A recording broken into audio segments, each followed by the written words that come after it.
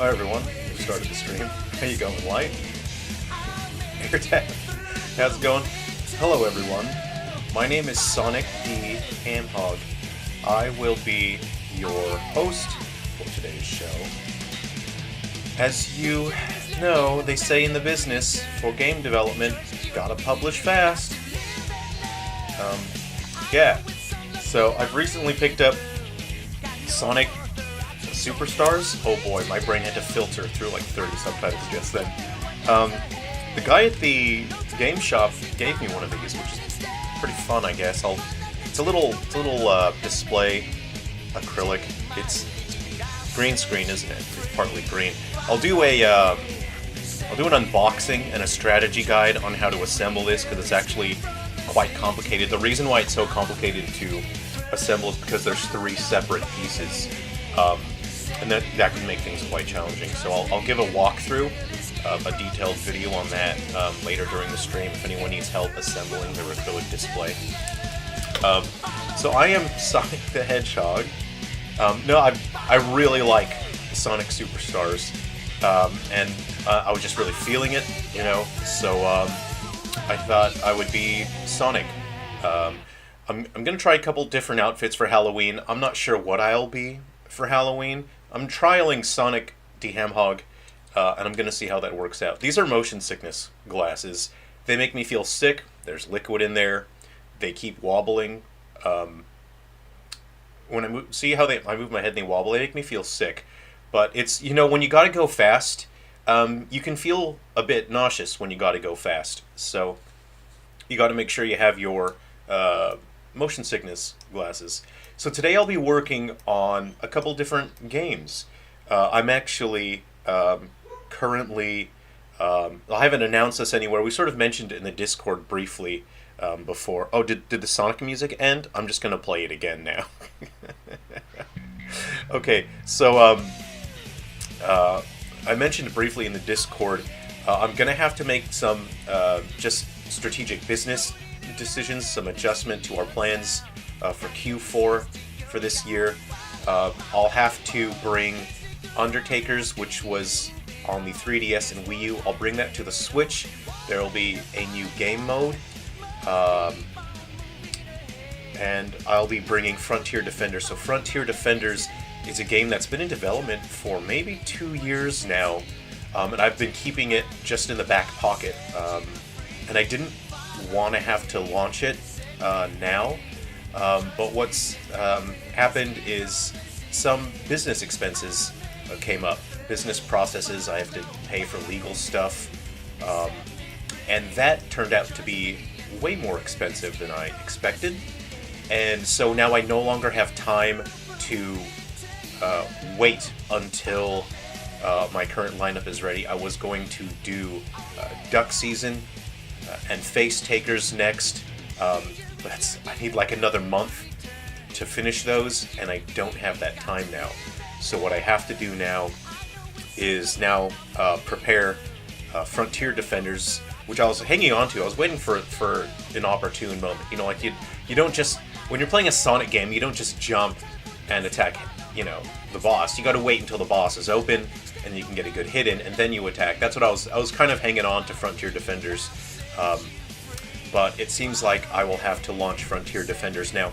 And Frontier Defenders is a bit of a story sequel to Undertakers. So I thought I'd bring Undertakers from the 3DS and Wii U, bring that onto the Switch, so that more people have an opportunity to try it. I know not everyone had the opportunity to enjoy Undertakers. And people keep telling me they really enjoy Undertakers, and that they tell other people about it, but, you know, the people they were telling about it don't use 3DS and Wii U. So this will be an opportunity for the rest of our fellow Nintendo users to enjoy Undertakers and Frontier Defenders. So it's funny, this is the scene view, right? It looks quite plain, it looks dull, but when you have a look at the game view, I'll bring the game view over, it doesn't look like that. You know, it looks vibrant and interesting.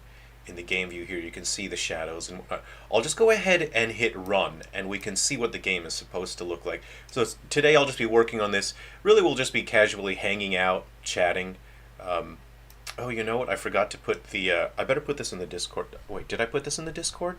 Let me just check. I don't think I did. I gotta let people know we're streaming here. 1 second here. Let's see here.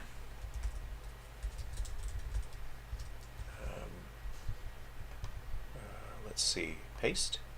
Oh, okay. Let me just copy and paste the link for our stream here.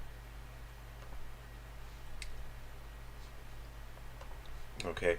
Yeah, we'll just be hanging out, and I'll be showing you the starting process for bringing Undertakers to the Switch.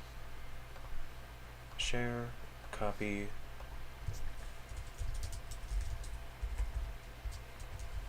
Okay. Yeah, there we go. Okay, I've just posted that. Okay. So yeah, I'll go ahead and just run this, and you can see what the game's supposed to look like here. The game is extremely far along, but there's was content that I left unfinished that I'm gonna have to put a cap on, and I'm gonna have to cut quite a few features and leave some content out, and then bring that in a free update later on. But yeah, unfortunately, running your game studio, it's not like this wonderful magical dream job. It's a normal job, and it's the kind of job that can be very expensive. So unfortunately, I'm going to have to push myself pretty hard to get Frontier Defenders and Undertakers ready to go. So this is a placeholder cursor. The player uses, I'm just using the touchscreen here, but the player uses the analog stick. And they use a left analog stick to move the screen around. That's a cursor, that's a placeholder graphic. Then the player uses the right analog stick to move the cursor around and interact. I'm just going to go ahead and so for example, I'll go ahead and click that, open that up. But that opened up the wrong character. That opened up Soldier. It should have opened up Bull. But when you click on your characters that are just sort of walking around, you can check out their stats here. So say for example, if I click on weapon, why don't I just make this screen bigger? I mean, I could do that. Let's see here. Oh, hey, Super Smash, good to see you. Carl, good to see you. I think, oh, did my Sonic music? I'm going to play the Sonic music one more time, just for the gag. And then I'm going to put our normal playlist on. Yeah, so you can see, and this is something that I really enjoyed doing for Frontier Defenders, is I just wanted so much style and life in it. Oh, Bull, you're supposed to be hunting cryptids, and he's busy petting a cat.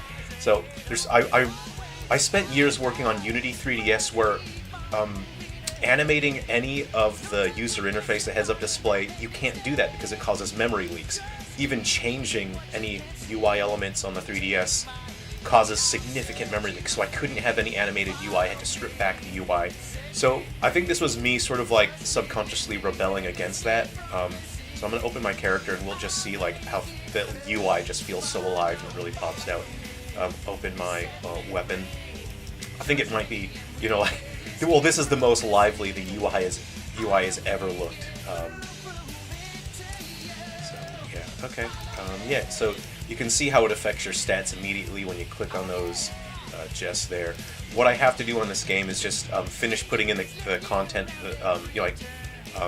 sort of the middle ground between. I can't put in all the content that I want, but I want a ton of content. And I have to put a cap on that, and then I have to do balance testing with all the combat system with the enemies and the weapons and skills. He's wearing a cheap frock. Maybe we'll just give him a jacket, and we'll see the armor's gone up to 30, which is pretty nice. Okay, let's close out of that. If you go here, you could open up your characters and see. You can see I haven't finished, like the face portraits. Not everyone has the correct face portrait. It's got a cheap crossbow. It doesn't have an armor, so you can see the stats come out. And I set this sort of stats window up so you can see, like with the color scheme, you can see that the red for your weapon is connected here, so you can see those are the stats that it affect. And your armor is in this blue section, so you can see how that affects your stats. And your character has your levels, so you can see how this color, the white here, sort of shows these are the stats that are influenced by your level. And then your characters have different moods that can change their stats as well.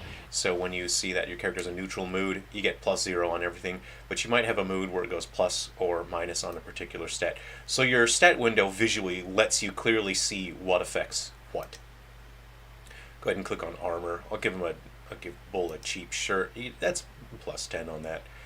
And then your skill pamphlet, you can see. So this is the skill that your character always has, and then your skill pamphlet.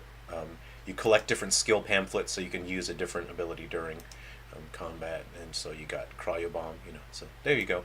Anyway, I'll zoom in and out here. So yeah, it's weird that it looks weird running in the editor. This isn't really what it's supposed to look like, but that's part of my capture card. My capture card looks so weird. It's the weirdest thing. For example, you're supposed to be able to collect pets and then use pets in combat. And I'm not going to have time to implement this, so I'll have to add that in an update. So I have to get rid of the animals. I mean, in a pleasant way, not in like a KFC way. So I'll have to add that. Again, all these updates will be free. My fog system, I need to have it tied to the time of day right now. My fog system isn't totally finished, so I need to have that. So depending on the time of day, the lighting changes and the fog needs to adapt to the time of day as well. So, hey, Ibsters, how's it going?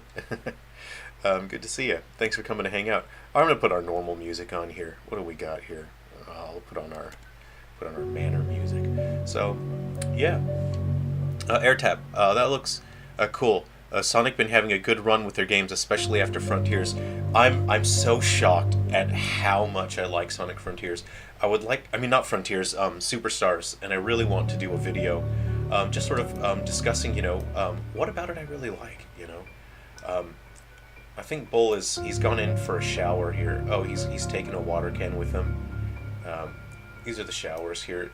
Some of the graphics are missing because I originally started this on a different console and then decided to make it exclusive to Switch. So there's a couple things that I need to fix up as well here. So yeah, this is Frontier Defenders. Eventually you'll have a bunch of characters walking around your campsite. I'll just quickly show you. I'm not sure if I'll be able to properly show this here. I'll just close out of it. So you go begin, and again, this is a placeholder. That token is a placeholder, mouse cursor. So I'll click on Bull, and you have to. There's supposed to be a message that says place your unit, place your dude, pick a spot. So I'll pick that. I'll put the graphics for Soldier aren't correct. It's using Bull's graphics. We're just gonna go ahead and hit begin. Here's something that I didn't finish programming, and again, I could have put duplicates down of the same unit, which is something that it doesn't take long to change the programming on that. I need to adjust the bloom. I adjusted some settings on the Switch, and now the bloom is too bright, so I need to adjust that. This isn't showing up in the right spot. You can see that's my action menu, but it's not attached to the character correctly. So I'm going to select Cryo Bomb, and you can see it'll show you the area of effect there. I'm going to go ahead and click that again. Let's see. I'll just drop a cryo bomb on those guys. I need to add the particle effects, so you can see the characters. The green bar at the bottom is their action meter. Or the green circle. I'm using my camp knife here. Once that green circle fills up, they're ready to act. I know this middle thing is distracting because it's a placeholder graphic. Let's go ahead and cheap crossbow him. You can see the attack range on the cheap crossbow. The characters will automatically lock on to the nearest enemy. So let's see, there's one. I think there's one walking around way over there. But you have to stop the enemies from reaching your campsite. So I think he's within range. Yeah, he's within range, so I'll go ahead and hit that. Cool. Yeah, and that's just like, you can see how lively and animated absolutely everything is, because again I was just like, it was like a celebration, oh, thank goodness. I don't have to use the 3DS anymore, and I can actually animate my UI, and even though it leaks memory, it's not going to crash my game. A couple minor things here, say for example, it's showing ×1 even though there's no entry for the reward. So let's just go ahead and see if this actually gave us the loot correctly. So it says 20 moose tokens, cheap bear spray. Let's go ahead and return to camp. So I'm going to click on my units here, and we'll see if the cheap bear spray actually showed up. I'm going to click on weapon. Yeah, and it has showed up. So currently I have a cheap crossbow. It gives me the +5 on the weapon. I'm going to click on the cheap bear spray. It's a +1. It's a +1 on the weapon, Oh, the description doesn't refresh. That's something that I need to adjust as well. I need to make sure that refreshes correctly. With a cheap bear spray, it does stun enemies a bit, so that's the trade-off. Also, the range, is going to be pretty wide. That's a spray weapon. So there's a look at Frontier Defenders. So I'm likely going to have this ready to finish and submit by the end of the month, because again, I really need this game out as soon as possible. I need Undertakers out as soon as possible, and again, I need it polished. I need a ton of content in there, but a lot of the features like animals and crop growing, I'm going to have to add that in an update. Again, free update. Hipsters, quick question. Are there times during game development where you think things like, all this hassle, this isn't worth it, or nobody is going to like this, so feel like stop making games altogether? That is a very good question, and that is something that happens with anything. It's not just game development. He's going fishing, isn't he? It's not just game development. It's like that with absolutely anything that you set out to achieve, with any endeavor, any personal endeavor, like making games. For some people, maybe it's just a job. They happen to have the skill set. They can do things required to be part of a team to develop games. But I think for the vast majority of developers, especially independent developers who run their own studios, it is a personal endeavor, and any personal endeavor can feel like that. These are things that are quite important to us, that are quite personal to us, and when you set out to achieve something like that, it's quite draining. It takes a lot of energy, and it's normal to, after have expended so much energy and to not see the results immediately, or even after a long time, to not see results of your endeavors. It's normal to feel like whatever you're doing isn't worth it, because it just seems like you're never going to reach the finish line. It feels like whatever you're doing isn't good enough, that everyone around you is doing things faster and better. And so it is normal to feel that maybe it isn't worth it, maybe, it's just you're not good enough. But to answer the question, for me personally, early on, when I was just starting out with game development and I didn't have a lot of confidence, I hadn't launched anything yet, and even after I had launched, even after my first 2 titles, it is a realistic response to ask yourself if this is the right thing to do, because that's a survival mechanism. If you have the sense that what you're doing may not be the best for your well-being, it is very healthy to question whether you should keep doing that. And early on in my game development journey, I was asking myself those questions. Is it worth it? Should I just stop? Especially when I was using Unity 3DS, which was absolutely and utterly broken. It was a completely broken game engine. And I was receiving universally negative reviews for my games because they were so glitchy. And I did my absolute best with the game engines, but it was too late for me to try to use a different game engine. There was no other option available to me, so I had to use Unity. It was the only engine I can use for 3DS. And people were, I was getting hate DMs and hate emails from people all around the world that were saying oh, your game is awful, it's the worst game I've ever played because it was so glitchy. And I had to spend so much time during development that I couldn't actually work on my game. I was just fighting the game engine, trying to get the games to work. But there were just, there were some people out there that were saying that they really loved Silver Falls and they enjoyed it so much, and they didn't want to see me end the series so early, when people were saying they could really see how much potential Silver Falls has. And I really believed in what I was doing. And so, I got through the early part of my career. I was able to launch even more games. I'm at a point where I feel very comfortable with my ability to create games, but I'm not complacent. I'm comfortable that I know that I can make the games that I want, but I know that I need to keep pushing forward. I need to keep learning more, and I need to keep doing more.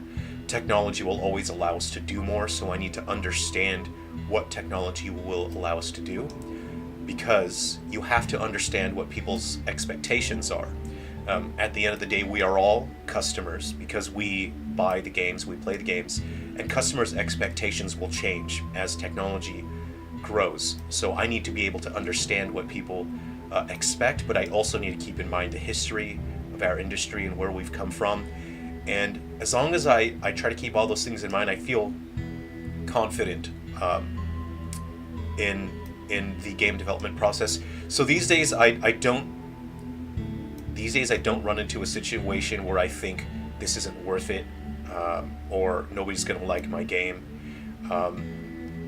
There's always a concern that people won't like the game. I'm not worried that people won't like the game. And the reason why that is because I constantly do a fun check. That sounds really inappropriate. I stop multiple times, dozens of times during development. I have checkpoints where I stop and I sort of mentally remove myself from the development process, and I say, I just need to play this and I need to see if it's fun. So all throughout development, I do fun checks. Boy, that sounds bad. I gotta call that something else because that sounds really inappropriate. I do fun checks and I play the game from the mindset of, is this fun? I need to understand, is this fun? Why is it fun? And what I can do to make it more fun, to make it more rewarding to engage with this game. And so I don't worry that my games won't be fun, because I'm constantly and actively checking that they'll be fun. And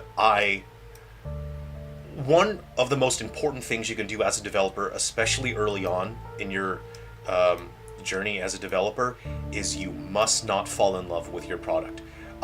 It's a mistake that I see made very often by people, is they love their thing, and it's the most important thing in their life, and they're obsessed with it. They need to tell everybody about the game they're making, and they become infatuated with their own game, and they fall in love with it to the point where they can't see the flaws in their own ideas and their own product. So an important piece of advice that I have is, do not fall in love with your game. You need to separate yourself from it, and that way you can look at the game the way that everyone else looks at it, and if there's something wrong with it, if your game isn't fun, you can look at it and say, okay, I need to change something here. I need to understand why this is good or why this is bad. Okay, so let's go ahead. So I'll show you a dialogue scene. This was from very early in development, but this dialogue scene won't exist anymore. This is very early. It was just sort of like a test thing. I'm just going to speed through it. So you click on recruit. There's batteries. You have to find and earn batteries. So you recruit. Members will only join you temporarily. This text box is also very small. The sky is terrifying and red. So there are adjustments to lighting that I have to make, So, yeah, I'm just going to speed through this. So, hey, let me catch up with the chat here. I don't know if it's me, but your video is skipping, but not the audio. The video is skipping, but not the audio. Huh, I wonder why. I don't know. Is my bit rate too high, maybe? Yeah, the frame rate in the stream is tanking quite a bit, but the game looks quite nice. The UI has a good look to it. Oh, thanks. I think that happens in everyday job career, but it's the passion you have for it that helps getting through those moments. Absolutely. No matter what, you just have to believe in whatever it is you're making, and you have to believe that you can make what you really want to make. So here's like a shader issue. This is horrifying. I mean, this is kind of like a cyberpunk 2077, sort of situation where the characters are all sort of messed up. So let's go ahead and fix those sort of things, right? So I'll show you my system here. Okay, so we'll move that out of the way. We're done using that window for now. Yeah, have you guys tried the Silver Falls Survive on the Vita? I'm working on an update. People are reporting some glitches, which is very good, because then I can fix those glitches. Some features I'll be adding to Survive. There's going to be multiple cabins that you can find building materials. You go into the cabins, you find the build materials and other items, and you'll be able to build structures like walls, ramps, platforms. So you can there'll be a degree of building, not as much as say Ruby River, but you'll be able to build stuff. It just makes it easier to sort of build your own way to handle enemies, you know. Maybe you can build yourself like a hunting platform and snipe the enemies from above, but then I'll have to implement flying enemies, won't I? Okay, so let's go ahead and fix that. So I'm just going to SFC. I kind of thought I already fixed this. So what I'm going to do is grab my character here. I'm going to click gizmos off. They're getting in the way a little bit. So you can see my character has dressed inappropriately for a comedy show that he thinks he's gonna make a bunch of jokes about a particular skin color, and it turned out it wasn't funny at all. Maybe an audience member was heckling him. Okay. So I made some adjustments there, but I was using a skin shader. I was trying to get subsurface scattering. I've wasted months trying to get decent subsurface scattering before I've just found a way to just fake it with your specular color. And at the end of the day, subsurface scattering, once I got the games deployed and running on Switch, it just ate like 10 frames a second, and it absolutely was not worth it. Let's get my metallic map in there. So my characters, they take a ton of work. There's an immense amount of manual work that goes into trying to get the skin to not look plasticky, to not look like a mannequin. Whoa, what is the deal with, has anyone played, the Starfield? So I haven't played Starfield. Oh, I thought I said Starfield was my favorite game, didn't I? I totally forgot about that. But I finally watched footage of Starfield, and whoa, they did not animate their eyeballs in Starfield correctly. It's terrifying. Have you seen, if you look at the cutscenes, like, in Starfield, the characters, I'll bring up a video and we'll look at it. We'll do that. We'll look at it. And I actually just wanted to make a video to discuss a few things about Starfield. But I think it's horrifying. Like, the people move like mannequins because their faces move like this, but their eyeballs don't attract to anything. So their like eyeballs are moving around like that, like while their heads are moving. It's so unsettling. And I don't know why they didn't do anything about it.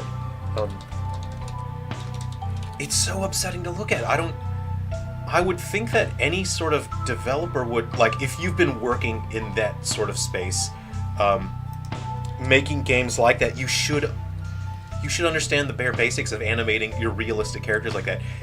The characters are so upsetting to look at. I don't know who is this. I've brought up a random video. This person is Tara KJK. Thanks, Tara K. We're just gonna borrow some footage a little. Let's look at this guy's face. So there's a very clear example there. We'll go back. You see how the head is moving, but the eyes don't lock onto anything. The eyes are drifting around with the head. See? There is a prefix animation where sometimes the eye will just like kick down suddenly and look low left for like 1 second and then kick back up. Every single character does that during dialogue. It's so upsetting to look at. Just see, it just kicks, but it doesn't lock onto anything. That's not good. That's one of the most basic things you need to pay attention to when you're animating anything with realistic characters, and it's a problem that they didn't address something that's that simple. This one seems to be tracked here because there's sort of a scripted thing going on, but when you have the generic sort of characters standing there, hello, I would like to send you on a mission. Please collect 40 moon gems. How do you get it that wrong? I try to stay positive about all this stuff, but this is baffling to me. It's really, I don't know. I'm baffled by the creative decisions in that. You might have too much stuff running. Maybe, let me see. Well, I have some windows. I just have a couple, is the video still skipping? Maybe I've put the bit rate too high. Maybe that's it. Have I put the bit rate too high, perhaps? Let's see, I'll just close some of those things. I'll close that. I haven't personally played Starfield. I've seen people discussing it. So, Why is it jittering? Why is... Sorry guys, I don't understand why the audio is so jittery. I don't understand. Maybe the OBS... let me see if I can fix it here. Maybe the bit rate is too high.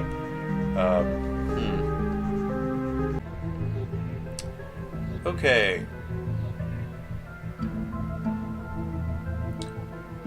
Let's see. Alright, I've changed some settings. Are we back? Have we reconnected? Are we streaming again? Are we live? Are we back? So I don't know if it's any... We'll see if it's any better here. I don't know why OBS was recording the stream. It was using a bunch of resources. Is it better now, guys? Oh, you know what? I think spacebar was set to record, so every time I pressed spacebar, OBS would start recording and then use up a ton of resources. So, yeah. Let me know if the music is too loud at any point, and I'll fix that. Okay. Skeptic in Japan. Why is fun check inappropriate? I don't know. It just sounds like you're just like running up and like touching someone. That's what fun check sounds like. I'm just checking somebody for fun. It sounds like something that you might get in trouble for at a workplace. Yeah. So in the negative comment reviews, what would prevent me from carrying on? Imagine putting years into a game for people to say they hate it, or worst game I've ever played, would not handle it. And look, that's just how it is, you know? I hate saying that, but that's something you're gonna have to deal with. You know, comedians will always have to deal with hecklers. They're always gonna have to deal with people harassing them. That's just how it is. And it's a job where you're just gonna have to be thick-skinned, you have to be tough. And as a game developer, you're gonna have people that will say they hate your game. They'll send you hate mail. I've had people just do like the weirdest things to like over a couple of weeks, just like make the point that they really hated playing one of my games for a couple minutes. You're just gonna have to develop some toughness, and they call it thick skin, you know, and you're just gonna have to let that stuff, you hear it and you think, hey, one person didn't like it, but you know, there's a good chance that for every one person that really hates you and hates your game for whatever reason, there's going to be 1,000 people that really like what you've done and that really believe what you've done. So there's something just to try to remember, is that there will be people who absolutely love what you do and they believe in you, but most importantly, you've just got to learn how to believe in yourself. That's something that maybe doesn't happen automatically for everyone, but you're just going to have to believe in yourself, and that's what it comes down to. Let's see, it's not the same, but when playing Mario Maker, I spend months making a level I'm happy with, only for streamers to say this is trash. I mean, how do you know what is fun when you spend so long making it? Yeah, that's a skill that you develop. You have to learn how to disconnect from the thing that you're making and view it objectively. But also, people online that are content makers and streamers, they have to be negative about things because that's how they make content. Negativity gets way more attention than positivity online, and people build their brand on negativity because their audience reacts to that. So just because somebody says that your, thing is bad, just think about the reason why people are saying that what you've made is bad. It may just, there's what's called a conflict of interest here. So I have a bunch of characters that I've got to bring in. I wonder if Gus is in this. Right, so... Okay, there's another character, so let me just go ahead and fix up some of my characters here as well. So for anyone that's played sort of Silver Falls Gaiden, Deathly Delusion Destroyers, there's going to be some fun interactions here, some character interactions that maybe we've been looking forward to for a while. Another funny issue here with Skin Shader. Let's go ahead and fix that up. She's gone Terminator 2 on us. No big deal. So is the stream all right now, everyone? I'm going to have to look at OBS and make sure to start recording again, huh? Alright, so let's go ahead and fix that up. So we have that skin shader here. For some reason it does that weird habit. Okay. What I'm going to do next, actually, I'm just going to swap over to Undertakers and I'll show you part of the porting process. So I'll be using the Wii U version of Undertakers as a base. So if you have a look at my characters, I'll show you my metallic map here.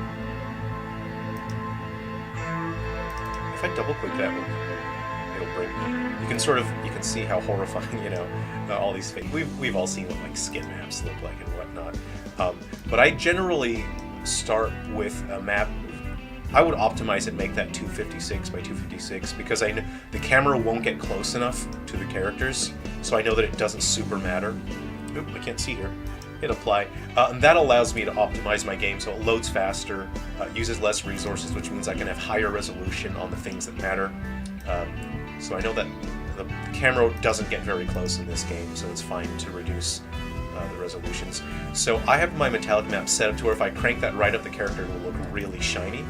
And that's because if I needed the characters to look like they've been in water, if the characters have gone into a body of water to swim, or if it starts raining, I can dial that up. Now the character looks like they are have recently come into contact with water.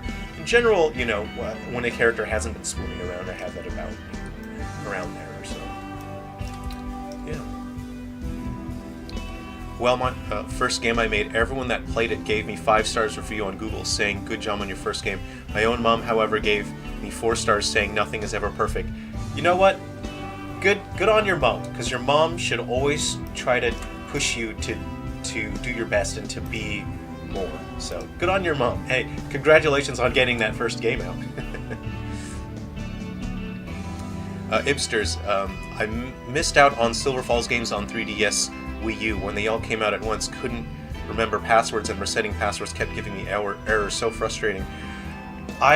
I'm kind of like, I just have faith that my accounts won't log me out because I don't remember my passwords on anything either. So I like to have faith. I believe I believe that my accounts won't sign out and I'll never have to sign in again. Alright.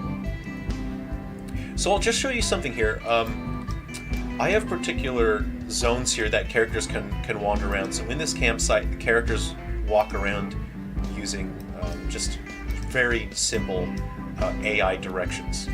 When they come into contact with certain things, they will interact. So say, for example, if they go near this here. This is designated as wood chopping. I'm just looking at my screen here. I'm trying to find the activator here. Let's see. I should have a custom icon on that so I can click on it. So let me just find that here. But characters are able to interact with certain objects, and then it'll actually like put an object in their hands so they can interact with it, and then they will also perform some kind of animation. So let's see.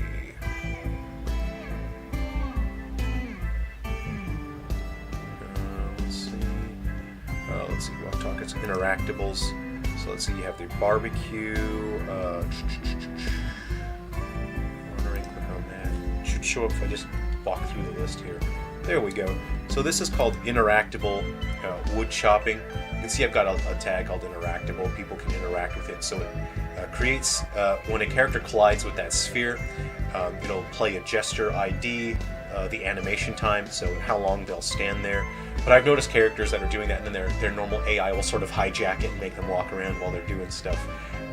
So you can see I've made it to where it can be used by humans or animals, and if it changes their clothes, so you can have outfits change. So, you know, originally, this is a feature I'm going to have to cut because I don't have time now, but if characters come into contact with a certain entry point in the water, they'll change into their swimsuit, they'll swim around, and if they leave, if you start a mission while that character is swimming around, they'll do the mission in their swimsuit. But I have to cut that feature because I just don't have time to do swimsuits for the rest of the characters that I need to put in. I just don't have enough time right now. I've got to get games launched. It's a financial reason because running a game development studio is very expensive, and right now I don't have time to wait for my other games to finish being developed. So I was hanging on to this game for a while. I wanted to launch it later, but I have to launch it very soon now. So yeah. Also, look, object prefab to hold, so the character will hold the lumber axe. while they're doing it. So I'll run the game and I'll show you, and then I'll look target where the character will look at. So you can see how that looks. The sphere collider designates that. We'll go ahead and run that, and then you can see the logic working there. So I'll bring the game over here. This is the game view. And I'll drag a character over and force them to interact with it. How about that? Okay, so we'll run it.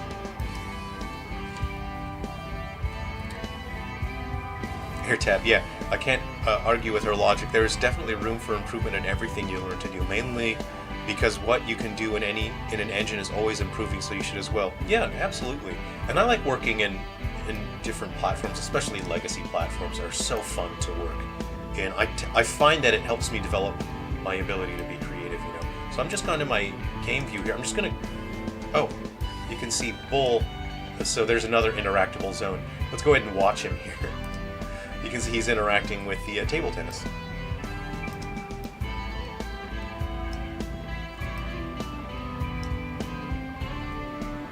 Yeah. Let's go ahead and I'm going to pause it, and I'm going to hijack him here, and I'm going to bring him over to that wood chopping station, and then he should interact with it. So we saw the logic behind that event.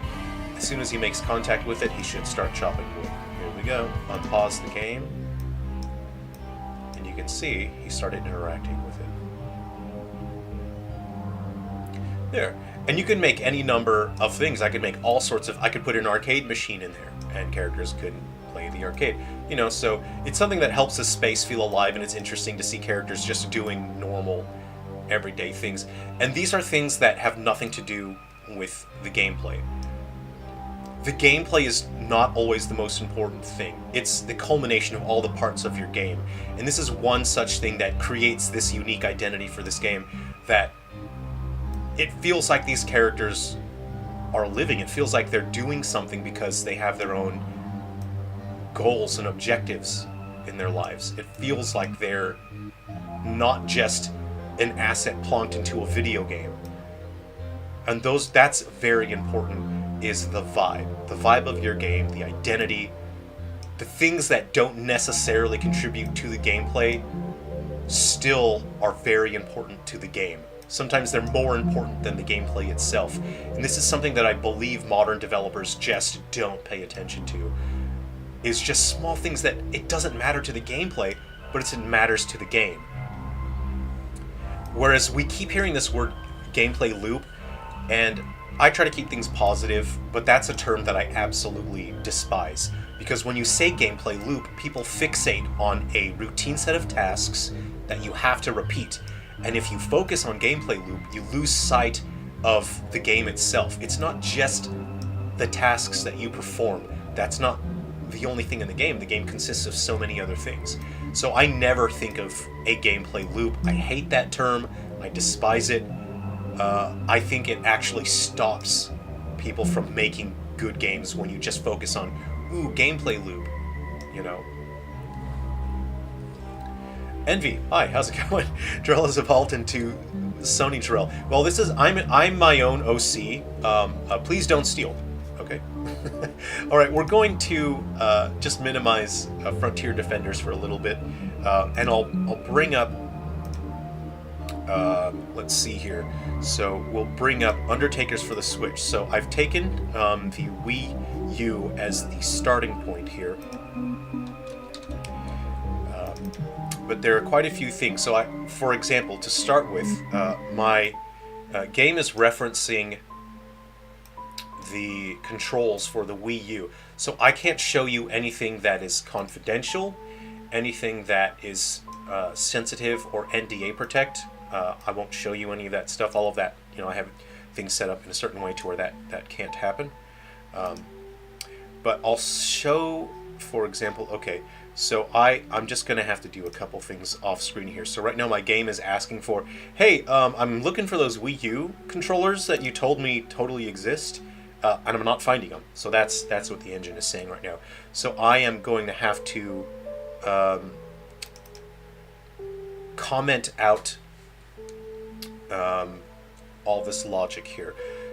There's a destructive way you can do this, where you can delete files, and that is no good. that's going to cause some serious issues. So I'm just going to do a couple of tricky things here, and I'm going to use the replace all line here. A couple things that I can't show you. So we have a few errors. We're just going to we're going to comment out any references to the Wii U controls, any of the Wii U remotes and things like that, because I will be bringing Undertakers to the Nintendo Switch. Okay? Oh, and I wrote this really fantastic script for the Wii U, and that allows, for my Wii U games, I didn't get to launch Gaiden for Wii U. I'm bringing Gaiden from the Wii U to the Switch as well. I can show you that. Yeah, I can show you that, can't I? So what I'll do is I'll just grab a controller, I'll plug my HDMI into my Switch, and then I can show you Gaiden running on the Switch. So I'm very excited about that. I'm just trying to figure out, how much stuff I can fit into that, because I need to launch. So Frontier Defenders will be launching very soon. Undertakers will be launching very soon. I had to adjust. My business strategy for Q4 for this year, because running a video game development studio is very expensive. It's kind of disheartening, because you think, one day I'm going to run my own studio, I'm going to make my own video games, and I'm going to make the stuff that I want to make, and then you find out that there's all this business stuff that you have to do that is not fun, that requires a lot of paperwork. You're going to have to pay people to do a bunch of business and legal stuff, and then all of a sudden the money that you made, that you were going to invest in continuing to develop, all of a sudden that money is gone, and then you have to somehow launch even more video games in order to keep your studio from shutting down. So there's a lot of business stuff, and it would be nice to have known the sort of unpleasant financial business stuff. It would have been nice to know what that was going to be like. Okay, so here's the thing. I'm just going to have to be destructive here. I'm going to have to just delete some things here just for time, to save time. I can't show you this stuff, unfortunately. This is you know what? Let's what I don't know what I can put on screen that's interesting here. Let me turn this on. Let me put something interesting on screen, or I don't know. I don't think I have anything interesting to put on screen at the moment. Let's here. You know what? I'll go to the Survivors' title screen. So I'm bringing Undertakers to the Switch, but I can't have the Survivors' mode. So the Survivors' mode will stay exclusive to Wii U. But I'm working on a brand new game mode for the Switch for Undertakers. It'll use the modern gameplay graphics. There'll be a lot of growth and level up mechanics. You'll be able to use heaps of characters. So, yeah. Let me just finish fixing up the controllers, and I'll see if I can show you sort of without showing anything confidential. My brain's working double time right now, as I am processing, protecting the NDA, protected stuff here. I gotta delete a bunch of stuff now. Okay. So, you know what? I'll catch up with the chat here. I'm just deleting a bunch of references to the Wii balance board, the Wii nunchucks. Right now, I'm off screen erasing all of it right now. Hipsters, did you put it on eShop? I've been having a load of fun making games, making shaders with HL, SL shader code, using trigonometric functions to create some pretty trippy visuals. That's cool. That sounds awesome. Do you have somewhere where you sort of share that stuff, where people can see it? Let's see, Wii U Pro. Yeah, I'm just going to delete a bunch of code here. Went on eShop a few days ago, and it really looks like a shovelware store. It really looks like there is zero effort put in. Is there no quality control when it comes to what is allowed? That's a bummer. Yeah, I see that. You know, on the plus side, Nintendo lets you create what you believe in and lets you publish what you believe in.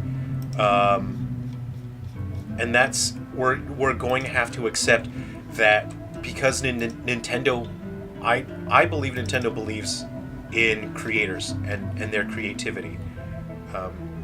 Okay, that's the Wii U save data manager. I'm just gonna have to delete this stuff because we're not using Wii U save data anymore. So goodbye. I totally have to create new save data systems, delete the old stuff. What's this? Anthology Thinker, Linker. Oh. What is... Oh, yeah, okay, hold on. I have to... let's see. Okay. I think I've almost finished taking out all the Wii U controls. I think I've almost finished taking all that stuff out. Yeah, I believe that Nintendo believes in us, and that is an immense show of goodwill. In that, say for example, Gaiden Deathly Delusion Destroyers was something that I had no filter when I was creating the Ruby River and Deathly Delusion Destroyers. And that means that when you're creating something, you constantly have to stop and check, is this a good idea? Am I going to upset some people? Is this offensive? Are people going to like this? Is this going to be fun? I was so burned out by the time I was making Deathly Delusion Destroyers and Ruby River, because I had just spent like the whole year before 110 hours a week working, and then 120, and then, you know, the final stretch I cranked it out to like 130 hours a week, and I had to put in those hours to get Gaiden Deathly Delusion Destroyers and Ruby River finished, and I was so exhausted, my filter just shut down, so I didn't have a filter. You know, with my other games, it's kind of like, is this a good decision? Is this a bad decision? Is this going to be good? With Gaiden Deathly Delusion Destroyers and Ruby River, I was like shooting from the hip. I was like, it doesn't matter if this is going to be a bad idea or not. I've got no time, man. I've got to make this game. So I was just firing like this, bang, bang, bang, bang. And if my brain thought of something, I was going to put it in the game. I was like, I've got to write some dialogue. I don't care. If this is going to upset anyone. I don't care if this is going to be fun or not. I wasn't even checking like the humorous stuff. I wasn't like vetting it for humor. I was sort of like thinking like, it'd be funny if this happened. I'm going to put it in there. This would be a cool feature. I'm going to put it in there. And so those are, I don't know if I'll ever make games like that again. And that's why Gaiden Deathly Delusion Destroyers and Ruby River are so special to me, is I had absolutely no filter. I was totally filter off. I was making it. And I know that there are things in there where it's kind of like, whoa, damn. Like somebody actually did that in a video game. And not at any point, never at any point did Nintendo stop me and say, look, this is probably, you know, not kosher or whatever, you know. This is probably not family friendly. No, Nintendo believed in what I was creating, and they let me create what I believe in, and that's why I'll continue to make exclusive games for Nintendo, because I really believe in the way that Nintendo supports their developers. And the negative side of that means that we are going to get some low quality stuff. We're going to get a lot of low quality stuff, and that's just how it is. Okay, so I just need to check my save data manager. Okay, so I'm going to have to put some comebacks in here. I'm going to have to comment that. Okay. Yeah. just trying to fix this so I can get it working. I'm going to come back in there so I can fix this. I have to write a brand new save file system and manager. But usually what I do is I can grab, say for example, like Ghoul Busters is on the Switch. I can sort of take that save file system manager and plug that into Undertakers, and then with adjustments I can make it work. So let's go ahead and just try and get this. What is that? What is that? I don't know why that's an error message. Pardon me. I don't know why that's an error message. So we're going to put a pin in that and come back later. Okay. This is... Wow. I thought... Okay. This is... I apologize because I'm doing a bunch of confidential stuff on screen. I'm just... You guys are here just starting the porting process. So this is the absolute first step of the porting process of taking a game from the Wii U to the Switch. I wanted to share that with you because I thought it'd be neat, but also there's a bunch of confidential stuff that I can't show you. I think I'm past the confidential stuff. We'll see. Let me. Hey, VSM Gamer, good to see you. Thanks for coming to hang out. I am Sonak the Hodgeham. This is my OC.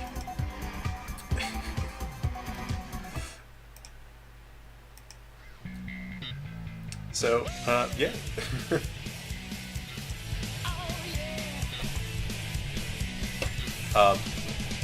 Is anyone dressing up for Halloween, or am I the only one that's put on a ridiculous outfit?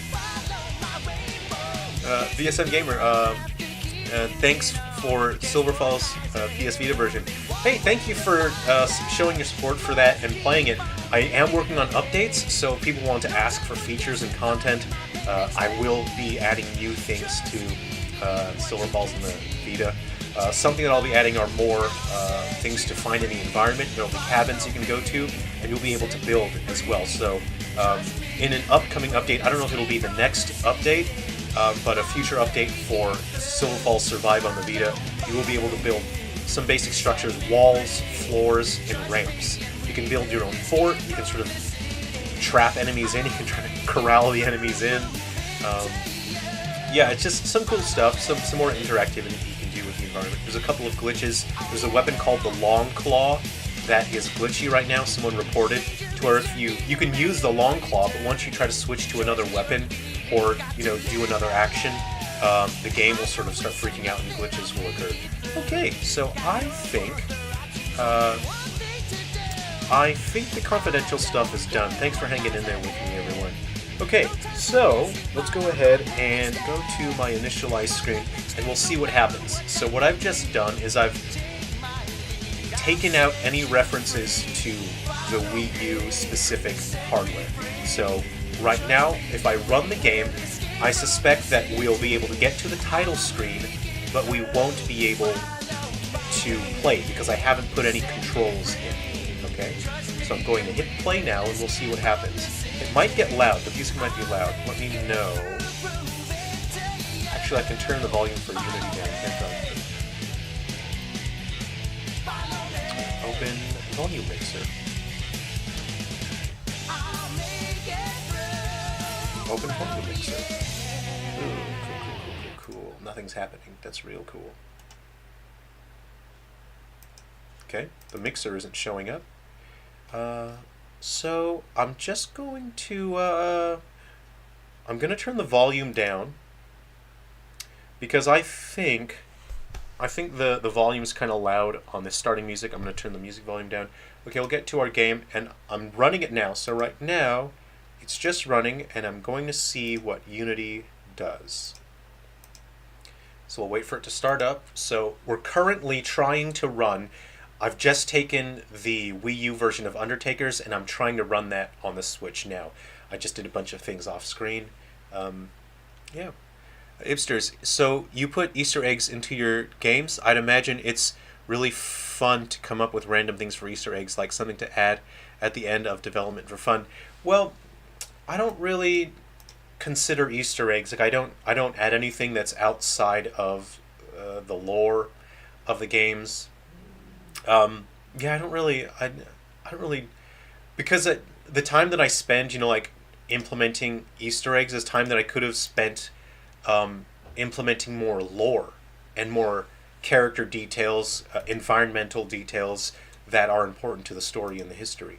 So this is just sitting here. I don't know if it is frozen. I don't know if it's stuck. So it is sitting here. It isn't doing anything. I'm going to leave it for another minute and we'll see if it runs.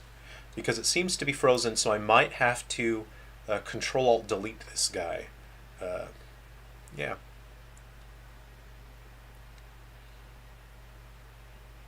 Oh, hey. Hey. All right, we are running. Okay, so I'm going to turn down Silver Falls. There we go. I'll turn the music off on that. I'll turn our music back on now. So I've turned off the game music. Okay, guys, so we are now running Undertakers on the Switch. We can deploy this to the Switch and we can see what it's going to look like. So, it is running. Okay, so here is the problem we are now facing, is that Undertakers was designed for 2 screens. It was always designed for 2 screens. It originally launched on the 3DS, and then it was brought to the Wii U with new features. The heads-up display, or the sort of interface, was set up to work on the bottom screen. So as you can see here, I have no way to see the menu because it's looking for a second screen that doesn't exist. So let's go ahead and fix that, and I have no way to interact with it. It doesn't matter. I mean, I don't have a controller in my hands, but I have no way to interact with the game. So what we're going to do is we're going to grab the controller from Ghoul Busters on the Switch. We're going to borrow that script. I created a universal controller framework, so I can take my control setups from my other games and bring them into my other games. So let's go ahead and go to our title screen, and we'll fix that now. And as long as we can get to our title screen, we should be able to at least start the game. So let's see.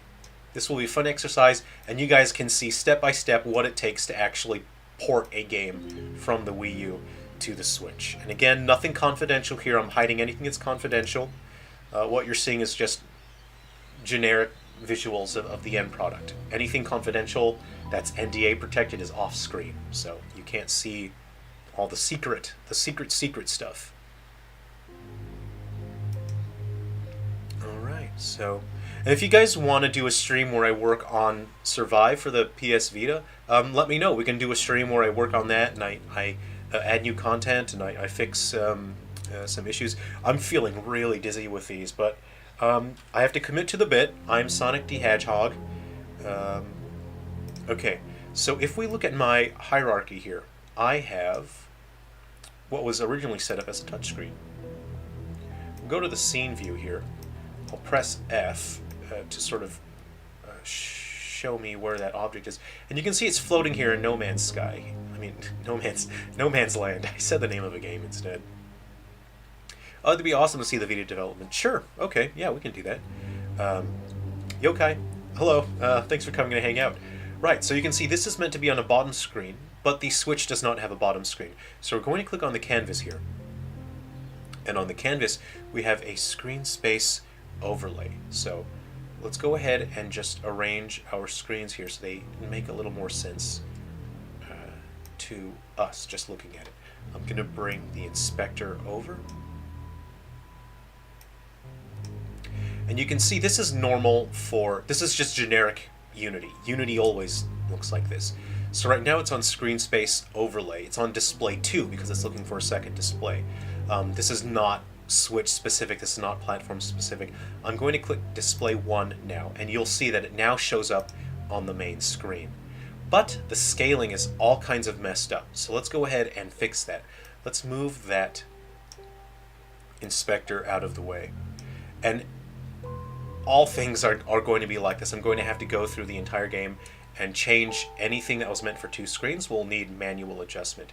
So if I click on this here, that object, I'm going to use the transform tool here and just see what happens if I move that up or down. No? Okay, so I'm going to have to select these here, and you can see that I can move those up and down, and I'm going to have to adjust all of those things manually.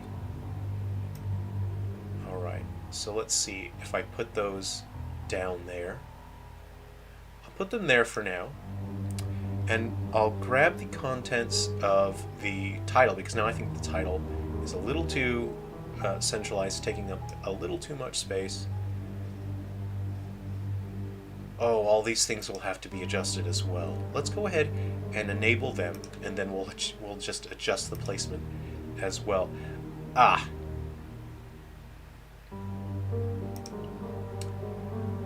Okay. So this is the code linker content. This is world space. Okay. If this is world space, then I should be able to just move it. So I'm going to enable this, right? I'm going to enable... This is all the code linker that allows you to input systems to sort of adjust, connect to the other Silver Falls games. I think I'm going to leave that there and see, because the title, why is that... I need to figure out why it's showing up behind the title here. I'm just going to move it to the side and see what happens if I can see behind it. Okay, so you can see something's going on here. I'm going to change the order in the layer and try and get this to show up top. There we go. I'll put that on order layer 5. And I think now, part of the porting process, just a weird quick, I think it's giant. So I'm going to try shrinking it and see what happens. Yep. Let's keep shrinking it until it makes sense and fits on the screen. Okay. So, I'm not sure where this... He's showing up in world space. And I'm kind of thinking now, I'm going to change that from world space to screen space overlay. We're going to see where he is now. We've mucked it all up. It's not anywhere. Okay? Oh. Let's see.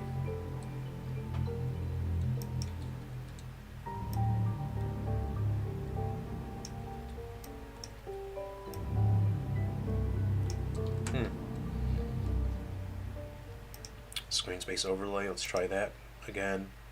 And we'll select display 1. Great. Okay. So this is our code linker system that allows you to connect to the other Silver Falls games. Looks like we've got it connected now. Okay, so what have I done? Display 2. You can see this process is going to be a little bit fiddly. I think I'm just going to leave it here for now. I would rescale things because this is just gigantic. This is enormous. We're going to leave it there for now. So we're going to need to disable these guys. There we go. Turn that off. Okay, and I want to get to my title. Go ahead and save our progress. Title. Where is it anyway? By the by. Okay.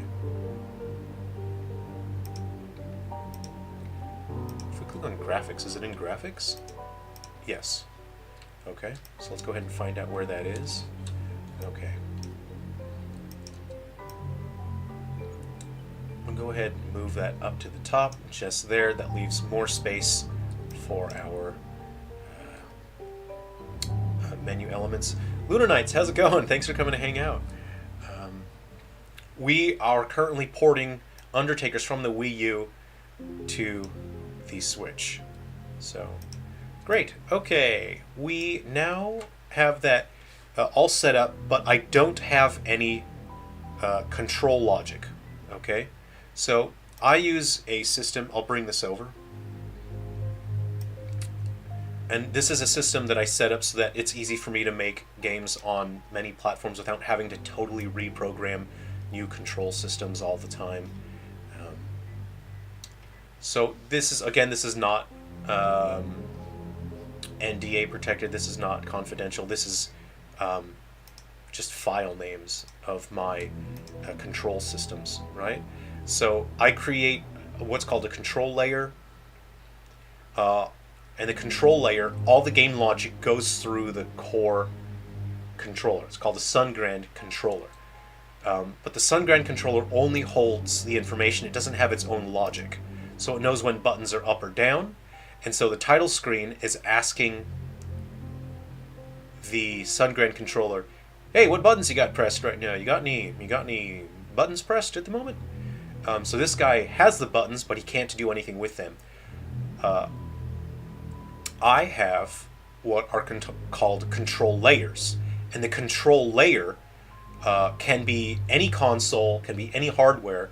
I can make as many control layers as I want. The control layer is what has the logic that interfaces with the hardware that then changes the logic in the controller.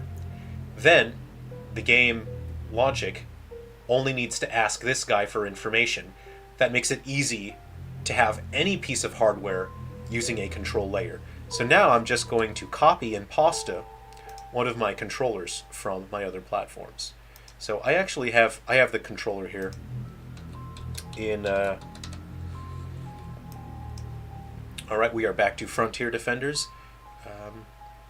Yeah, I'm Sonic the Hedgehog for Halloween. Oh, I need to show you I'm gonna do your walkthrough, a strategy guide to assemble this little diorama. Diorama? The guy at a video game store gave me this little display diorama. I'm gonna do an unboxing and a construction tutorial because it's quite difficult to set up. There's 3 whole pieces in there. It's gonna be pretty tough. Let's see here. Okay. Ooh. Okay, so I want a Sungrand controller layer switch. So I'm going to show that in Explorer. I'm just going to Control Copy. And I'm going back to Undertakers. I'm going to paste. Okay, now let's have a look at how we'll make this work. It's importing my script. So if we look at my title object that holds my logic, you can see that those are for Wii U controls. I am going to remove them now since we aren't using them. We don't need to reference the Pro controller, the Wii remote. That's the auto switcher that changed depending on which Wii controller you were using. So we can take all of those out. We no longer need them. So now I have no way to control the logic of the Sungrand controller. I am now going to drag and drop. Not drag and drop, drag and drop. You know, dragon like the mythical creature. So I drag and drop my control layer for the switch. So this script takes all the logic that interfaces with the Switch hardware, and it is able to control the values of this guy, the Sungrand controller. So he does all the interfacing with the hardware, he holds the values, and then the game logic asks this guy. The game logic never has to interact with this, the game logic only interacts with this. Okay? And because of that, we now are able to control the title screen. Alright? And just one more thing here, I'm going to open my gameplay, and I'm going to do the same thing to my gameplay, okay? Oh, actually, I should be able to just do that here. So I have player, bull, right? Okay. I'll show you I've got my character prefab that controls all the logic. So this is my character for bull, brandish. I think I have all my players in one spot here. So I'm just going to select all my players here, or all my playable characters. This is a little spoilery if you haven't seen these characters. I'm going to add component, and I'm just going to add my control layer for Switch. And again, nothing confidential here. If I were to open this and you saw the code, then that would be a little bit, that would be different, you know. Okay. So I just need to make sure that I reference the controllers here. I just need to do a drag and drop on that character. For game B, yeah. Let's go ahead and make sure he has a control layer there. Okay, I'm going to now try to run the game, and what I will do is I'll actually deploy it to hardware, and we will run it, and we'll see if it runs. But before I do that, I'm just going to run the game in the editor to see if it works. So you guys are watching in real time. I've just on stream. Drag and drop. Oh yeah, that's like, it's like a big wrestling kind of move. You grab someone, you sort of do like a flip, you know, drag and drop. Alright, so we now have the game that is booted up. It's now running through the whole game. I am going to click on my title logic, and I'm just going to force the controller to work, because I don't have a control layer for the PC, so I don't actually have a way to control it. I would have to add a PC control layer, which I don't want to do. I'm too busy for that. So what I'm actually going to do is I'm just going to manually, so I'm going to disable that, and I'm going to manually press the A button. So in code, this is what it looks like pressing the A button in code. Great, okay. The game has started up, I've started story, so now I'm going to click on my character, which is probably at the bottom because he spawns programmatically. We have player Bull. Let's see if he has his Switch controller. He does, so I'm just going to disable that so I can take control of the character. And again, if I manually change the values in the Sungrand controller, that should make him walk. I'm going to go -1. Hey! Alright everyone, we got it. This is cool. The game is technically playable now, but not completely playable because there are other things that I have to do in order to make it playable.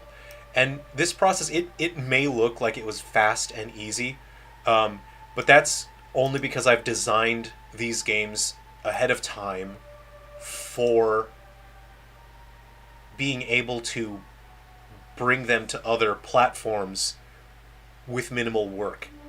That doesn't mean that it was easy or fast. That means that all of the porting work, I already did tons and tons of that ahead of time when I was originally making these games.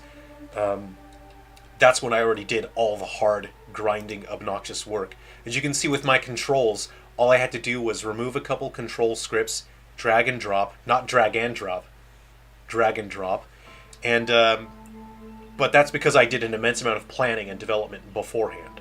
I feel dizzy with these glasses here. Okay, let's go ahead and deploy this to hardware. So I'm just going to set up a couple things here. A couple confidential things that I can't show you on screen. I'll be doing them off screen here for a moment. Okay. Put some things in here. Scroll through that. Have a look at that. Rendering. Application ID. Okay. I should be able to just build this now. Just a quick test ROM here. Okay, so nobody look. A couple confidential things, you know.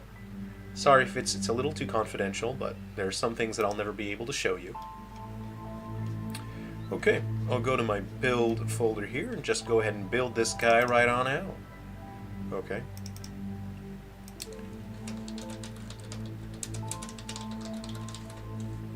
My coffee got very cold, I forgot about it. I was busy doing the stream, so I'm just going to drink my cold coffee now. If you guys want to grab a Maverick D Moose mug, they're available on the Silver Falls shop. It's probably, the link's probably in the description.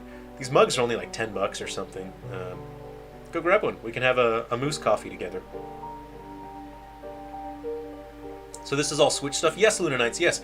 I'll go back to Frontier Defenders in a little bit, and I'll show you Frontier Defenders. Yeah.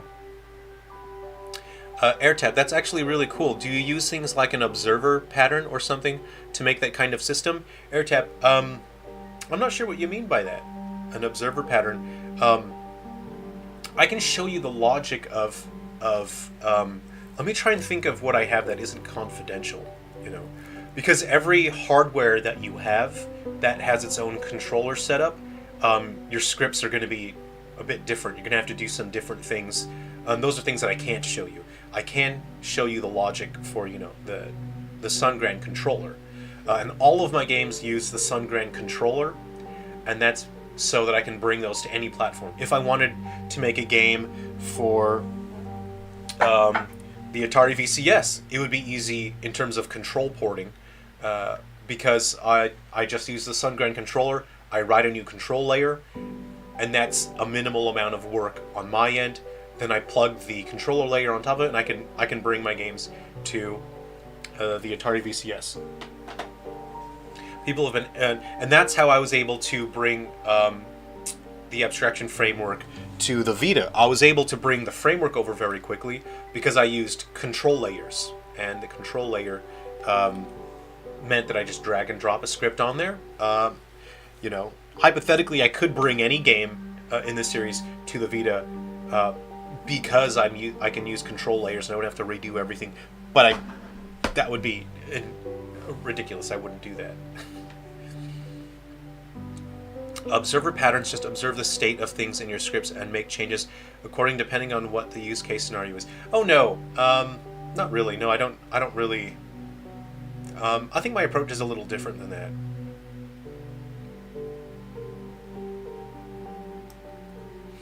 I try to use yeah, I don't know. Everyone develops their own styles of development, their own patterns. Just as you develop any information that you pick up, any education that you have, it affects your style. I'm getting really dizzy. Is it okay if I take these off? Whoa. I feel like I've been rolling around at the speed of sound. I feel really weird. I feel so weird right now. Oh. You know what makes your brain feel weird is these. I don't think you're meant to wear these. I don't think you're meant to wear these for long periods at a time. I wore these for an hour once, just walking around, and then I felt off balance. It felt like my world was crooked. My goggles. Okay, we are now waiting for Unity to finish building Undertakers for the Switch. So let's go ahead and have a look at Frontier Defenders. Okay.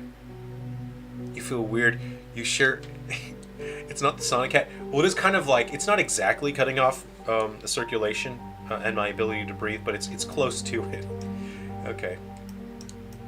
So we have these characters. We've sort of fixed up their thing here. So I have to grab the rest of my characters and have them set up so they work properly. So I have what's called the Perpetual Emotion, is a facial control engine that I created for my characters to control their facials, expressions, and to animate their mouths for talking. So it was a lot of work. Oh, good gracious. Alright, so let's see what other characters we have. We'll have to fix up Fort as well, so let's go ahead and go like this. We have quite a few characters that... oh, yeah, so when Heavy Shadow launches, that's our novel, when that launches, you'll be able to use CodeLinker on, the Wii U and 3DS games, some of them. Fort will appear in some of those games through the Heavy Shadow novel CodeLinker. So the novel will be able to do CodeLinker with the games, so characters from the novel can show up in the games. Okay, let's go ahead and get his metallic smoothness map on there. That's what we meant to. I can't tell if this is right so I need to adjust the map. So you see how it's shiny in the nose? It's not supposed to reflect any light in there. So that's some work that I'll have to do as well. I set up the physics so his sleeves can sort of move around a bit. I'm feeling really weird. I have to take these off. I don't feel good with those. AirTap. That's true. I tried making a UI manager system using stacks and it got overly complicated real quick. Yeah, and then I made a much simpler system in the end. I do like making systems though. Yeah, sometimes like your system can complicate things and then it ends up being able to do more than you need, and then it ends up getting in the way. I try to use the most simple solutions possible. And sometimes, of course you're going to look online and then see the solutions that other people have done. And sometimes when I see them, I think it's way too complex. There's too many moving parts. Often I'll be able to use a series of very simple solutions, a number of very simple solutions, And usually that's what I'll do is I'll use a couple very simple things together, and that's will make my solution. Why is that so shiny? That's not right, is it? That shouldn't be that shiny. I don't like that. Let's go ahead and fix my shoes. What's up with that? I don't know. It's selecting the gizmo. I have gizmos turned off, but it keeps going to that. But I have gizmos. Not gizmos. I'm reading the words, aren't I? I have systems for my Silver Falls characters, so you can assign a sound for your pants and then a sound for your shirt or your jacket. So as your character's moving around and whatnot in the newer games, you'll be able to like have sounds based on the clothes that they're wearing. So, not every character has the same sound effects when they're walking around. Sort of like, say you're having a character wearing leather pants, you can have the sound of like the rubber or the leather, rubbing against each other. I just want to select my shoes and see what's going on here. Why is that so shiny? That's not right at all. That can't be right. It shouldn't look like that. I'm gonna look at the bottom of the shoes. The bottom of the shoes are too shiny as well, aren't they? Hold on. Come on, fella. Let's have a look at your shoes. See the shoes? Okay, well the bottoms, they're very shiny, but they look kind of correct. I think I'm just going to manually dial that down. I don't know why they are that shiny.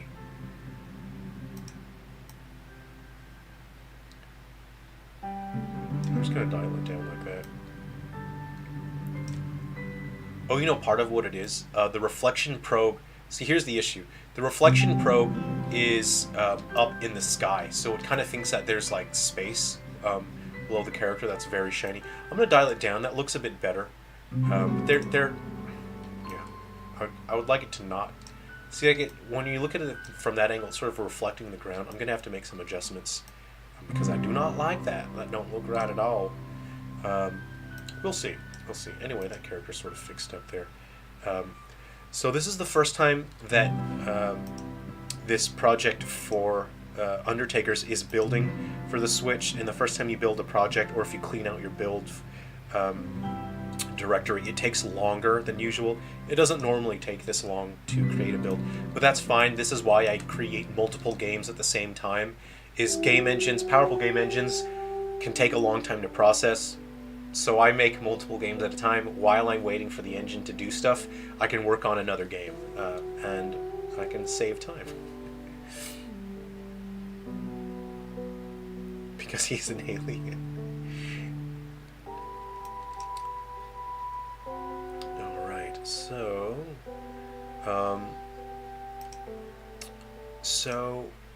I need to bring in, let's see here.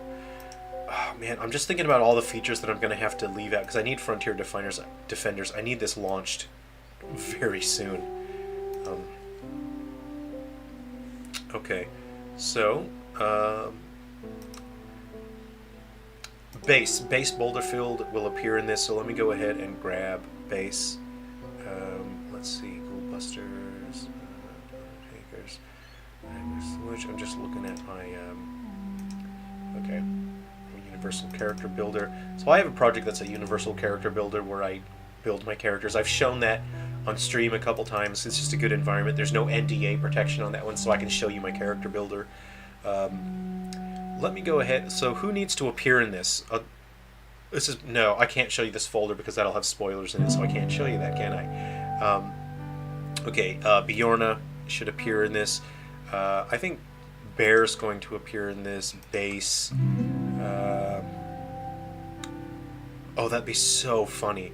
That would be so funny. That would be so funny. Okay, I'm just saying things that I don't want to spoil. Okay, Gus, I'll make sure Gold. Georgia should appear in this. So realistically, this game takes place after Gaiden Deathly Delusion Destroyers. Like a couple days after, right? So realistically, any character that appeared in Gaiden Deathly Delusion Destroyers should be able to appear in Frontier Defenders as well. So, and the story for Frontier Defenders is it's Willie's birthday, and he's having a camp out party. A bunch of people in town are hanging out and camping with Willie for his birthday. And everyone's invited, but Bull refuses to go. Bull doesn't want to, so Bull's just going to stay at his own campsite nearby, and he's hunting and refuses to go. But as, you know, cryptids show up and Bull needs help because he can't handle this many cryptids on his own, he uses a walkie-talkie and he calls people over from Willie's party to go and help him. So your party members in Frontier Defenders, they're only with you temporarily. You only get them for like one mission, and then they need to go back to Willie's party. So there's a mechanic there where you got to keep trying to get people to come back. Let's see here. Okay. All right. I'm going to deploy this to the hardware now. So we're going to switch HDMI devices. We're going to unplug the computer and I'll plug it into the Switch. I'll go ahead and deploy it now. So let's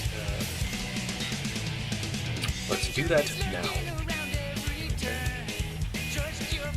Just doing some confidential stuff on screen. Nobody look. I'll just install this. Nobody look. It's confidential. Okay. We are installing Undertakers. And I will be using some Joy-Con controllers. There we go. Let me move my keyboard now. Okay, close that. Can I close that? Okay, move some things around. So this is my first time running this. Is my desk slanted? My desk is going slanted here. I'm not sure what the deal is. Okay, so let me turn my controllers on. This is my first time running Undertakers on the Switch. So, you guys are seeing it the first time I'm seeing it. So, let's see if this works. I'm going to start running it now for confidential reasons. Okay, that seems to be running. Now I'm plugging in the HDMI device. Okay. Hey! Okay, so if anything goes right or if anything goes wrong, this is the first time I'm seeing it, this is the first time you're seeing it. So this is Silver Falls Undertakers running on the Switch. This is the Switch now. So I'm bringing Undertakers to the Switch. Hey, Barry, good to see you. And then Sonic appears out of nowhere to battle the cryptids.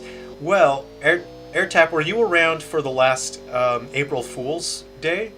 Because I did a massive live stream for April Fools, and I modded a bunch of characters into 3 Down Stars on the 3DS, and then I, with a totally straight face, I just convinced everyone that there's a bunch of weird steps you could take in order to unlock all these characters to be playable in 3 Down Stars, and Sonic the Hedgehog was one of the characters that I had faked for April Fool's Day. There was Cloud Strife, there was Peter Griffin, we had Super Saiyan Midnight Goku. Yeah, that was the most fun April Fools I've ever had. It was a massive amount of work, because I actually had to mod those characters into 3 Down Stars. Very fun. Okay, so let's go ahead and start the game. Uh-oh, is it not? Do I have to use the start button? It's not working. I'm pushing a button, but it's not working. So why isn't it working? I'm pushing A. Yeah, for like 2 hours on that April Fool Day, there was like a ton of people there. And people believed it. They were like, whoa, dude, you're going to get in so much trouble. And my logic was, oh no, they've already shut down the eShop, so I can't get into any legal trouble. And I was just saying that. Obviously, that's not correct, but I was just saying that. And people were saying like, no, man, you're still going to get in trouble. I was like, no, it's fine. So this is... I'm not sure what's going on here because... my controller's... Okay. So see, I can move my cursor, and I'm pushing the A button, but it's not starting the game. And it should start the game. I'm trying start, select... So I'm just going to look at my game logic. So this is... It kind of sucks because it was running in the workspace here. So I'm going to open my title screen, and I'm going to see what I've done wrong.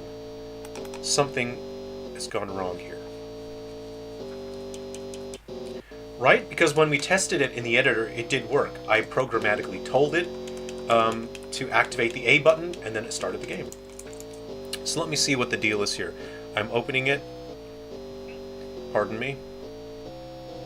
Oops. We're going to have to switch back, and we're going to have to see what the deal is here.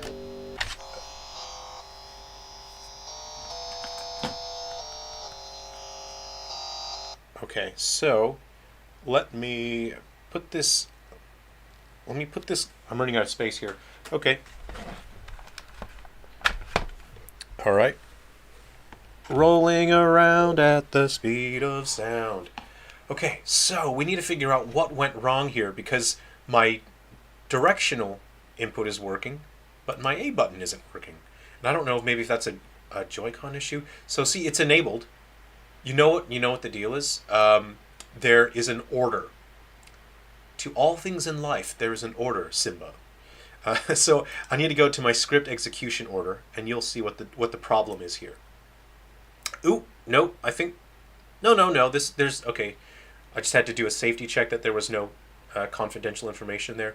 So if you go to the script execution order, this is obnoxiously important. It is frustrating how important this is. The order in which your scripts execute. So you see the reason why the A button wasn't working is because the control layer controls... the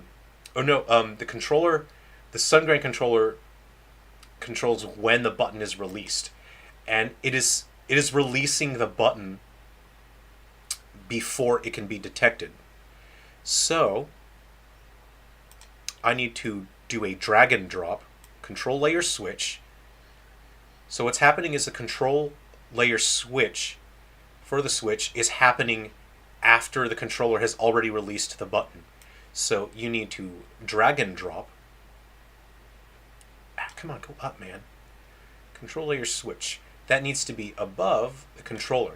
So now the logic for the controller layer for the switch happens first, and then the Sungrain controller processes the logic to release the button. This is why the A button was not working. So what we can do now is go ahead and just build the game again, and it should work. Okay, so we'll wait for Unity.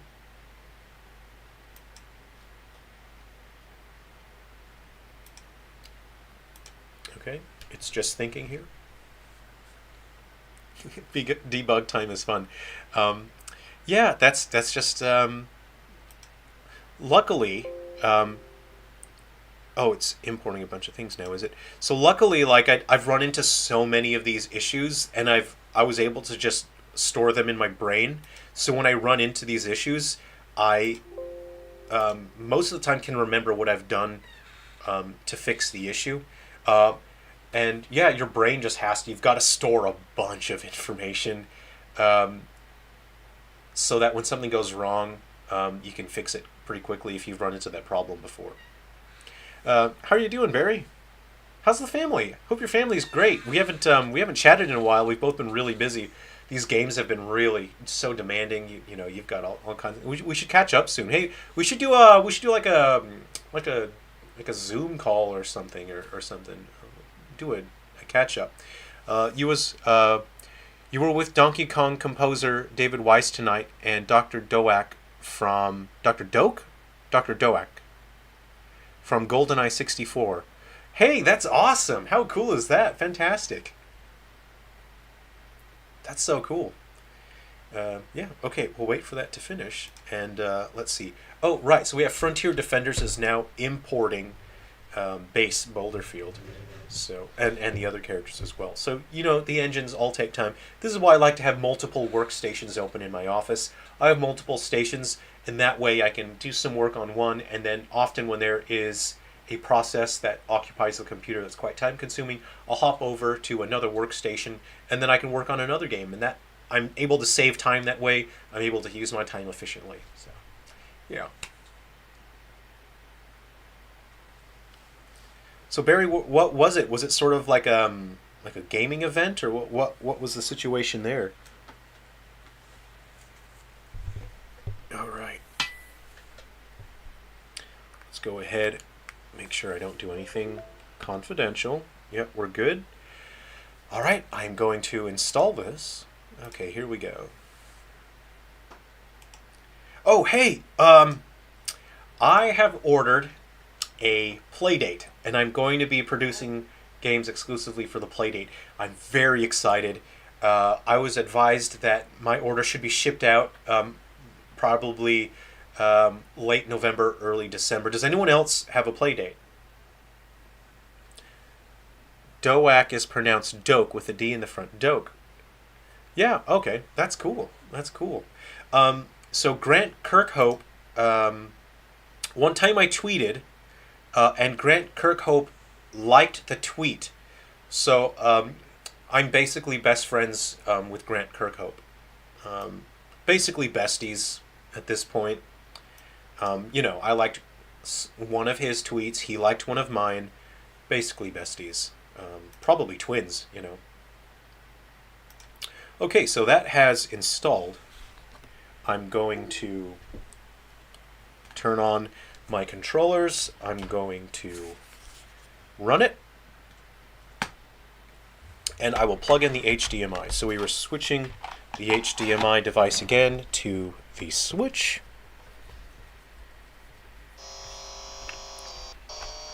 And I'll turn on the volume because the volume's kind of loud on the title screen here.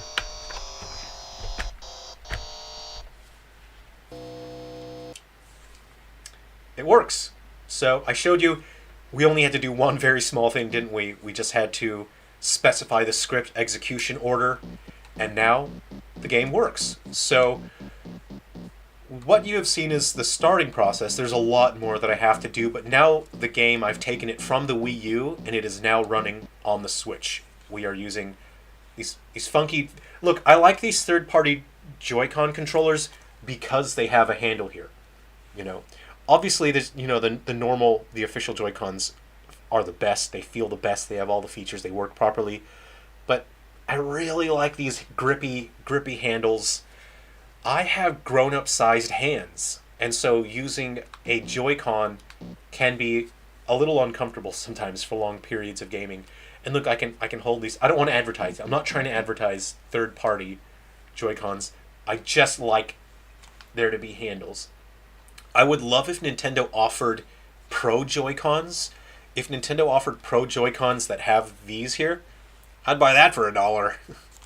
There's my obligatory RoboCop reference for the day. Okay, great. So I'm going to share with you guys a pro tip here. This is a kind of a cheat code. It's a secret, right? Normally you have to walk all the way around, and it's time consuming. There's a tree here that you can walk through. So you go here and you can walk down through here.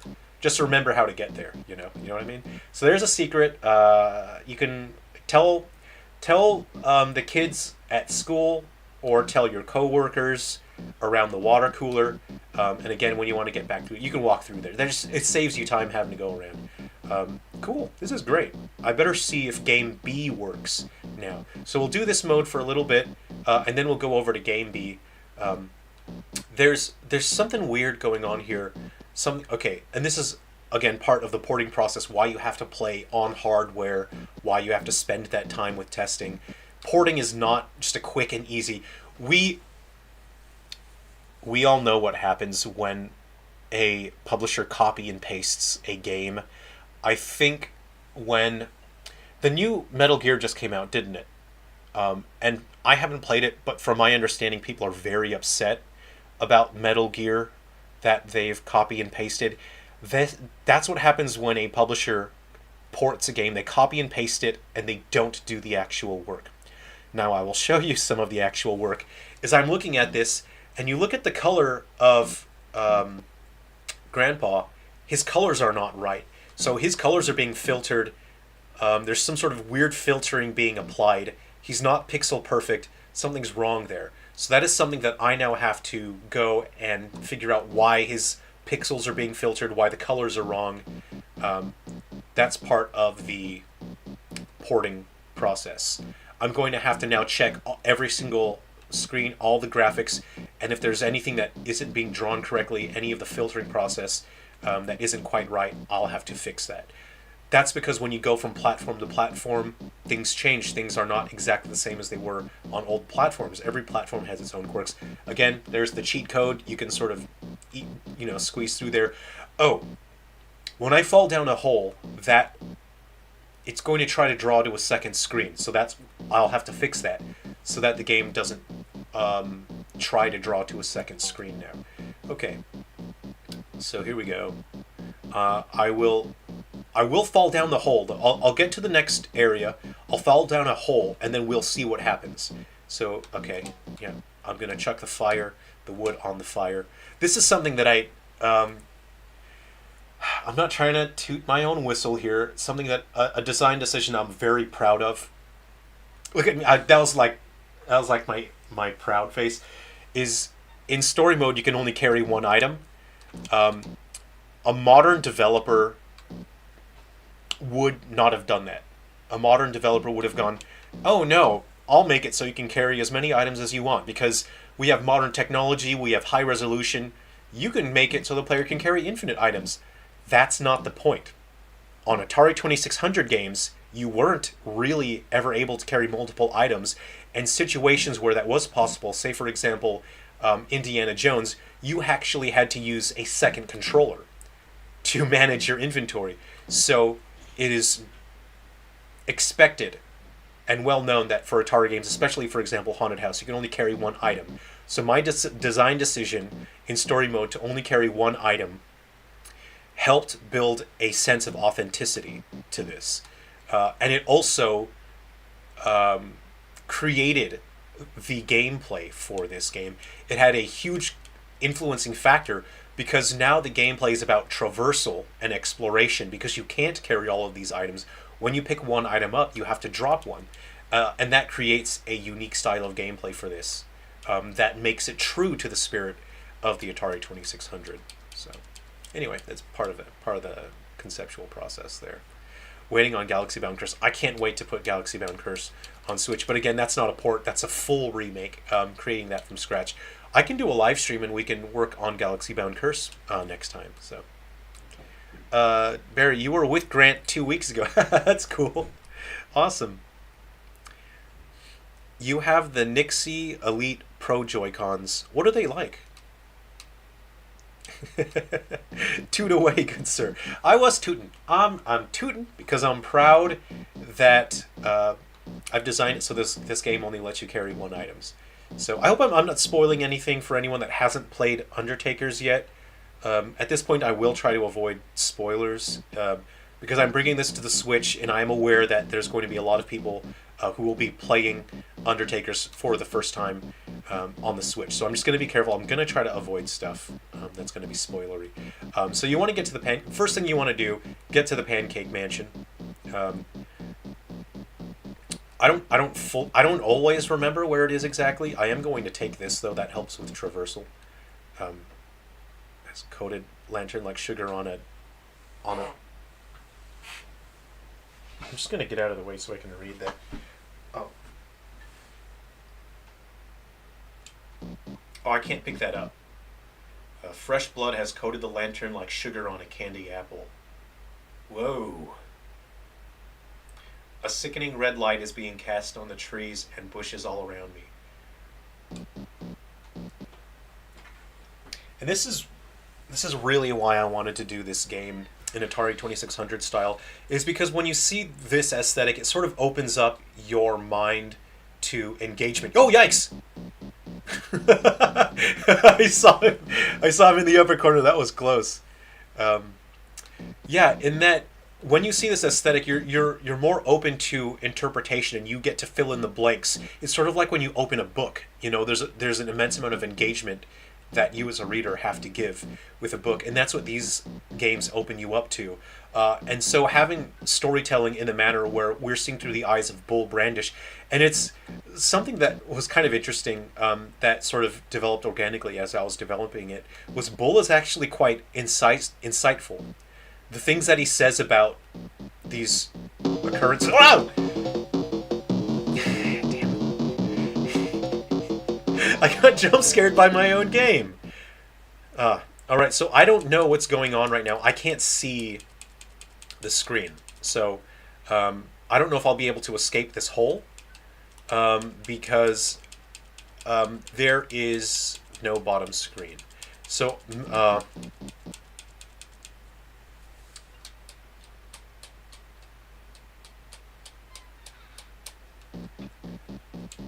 Kenneth, Mashki, good to see you. Thanks for coming and hanging out. Nice imagery. Look, okay, here's what we'll do. We are now going to go back to the development environment, and we're going to figure out what I have to do so that the game stops trying to draw to a second screen, because I can't escape the hole that I'm in. You know, not in the game, but metaphorically. I can't escape the hole I'm in. So, let's go ahead. Let's try and fix that. I don't think it's going to take very long, but we'll see what I have to do in order to make the game show the bottom screen on the top screen with it. But before we do that, I'm gonna do my unboxing and my strategy guide, my tutorial on how to assemble your Sonic diorama. So, okay, let me make sure nothing confidential happens here. Let me set that aside. We're gonna plug this back into the computer. We're going to fix Undertakers so we can get the whole game playable, and then I have to create a new game mode for Undertakers, so I'm not just copying and pasting Undertakers to the Switch. I'm creating a new game mode that uses the modern gameplay graphics. There'll be some RPG elements and a lot of characters you can play as. Alright everybody, so for the tutorial here, let's see, oh, let me play my Sonic music here. Hi everybody, so we are going to assemble. This is my guide. This is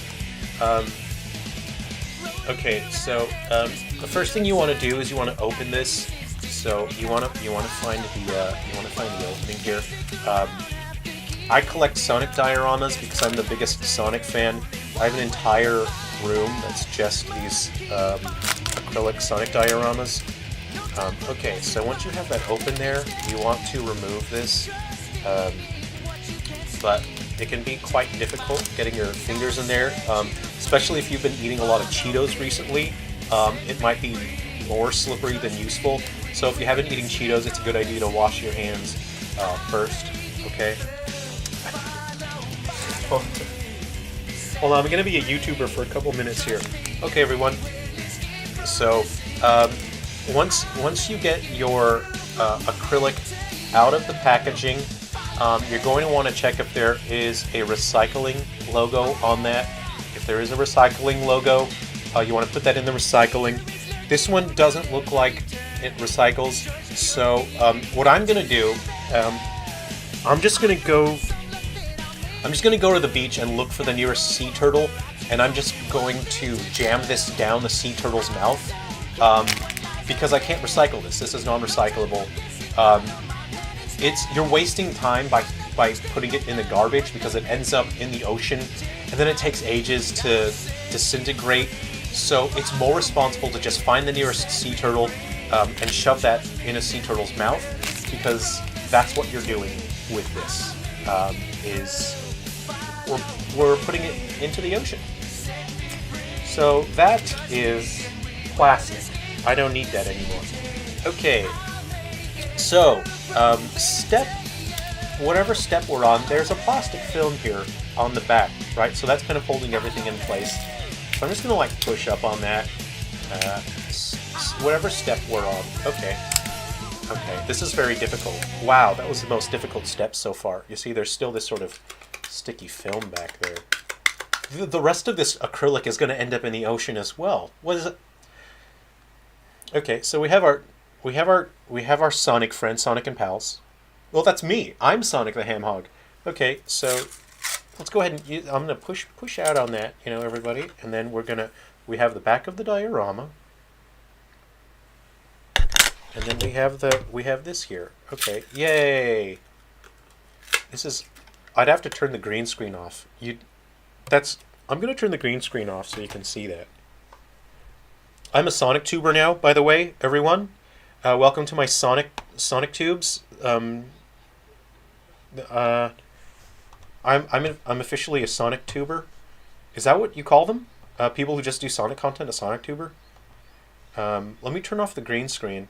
There, you can see that. You can see it properly now. It doesn't even look like anything from the games. It's actually just a generic sort of God, it's almost like the Windows XP desktop, isn't it? Okay, so here's the hardest part, connecting these pieces together. You can see that you'll have to line up the holes. Now, I don't know about you guys, but I grew up, with a little game where you put the block into the hole of the same shape. So I'm really good at this. You'd probably say I'm better than most people at the block in the hole game because I grew up playing it. So don't feel bad if you have trouble lining up, trying to get the holes in there. But it's casual flex. I'm really good at the block game.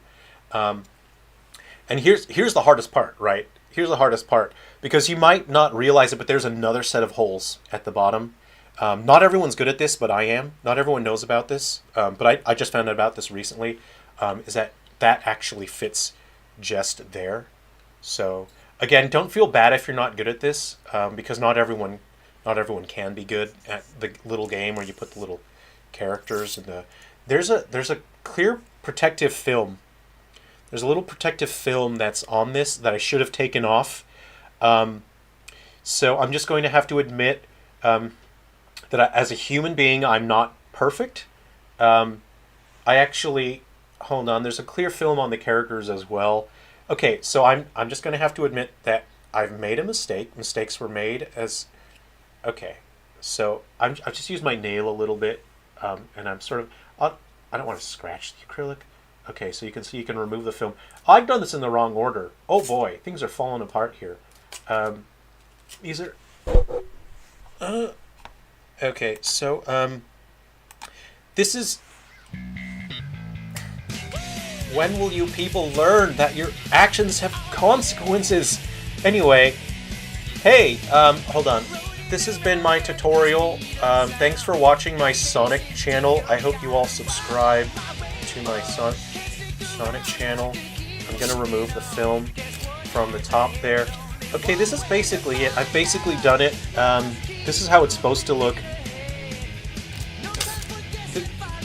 Thanks for watching my Sonic channel. Okay, let's go ahead and get back to development. Alright. It's kind of a... I don't know. The guy at the game shop gave that to me for free. I don't know what I'm going to do with that. Okay, everyone. Please subscribe to my Sonic channel. Alright, let's see if we can fix this now.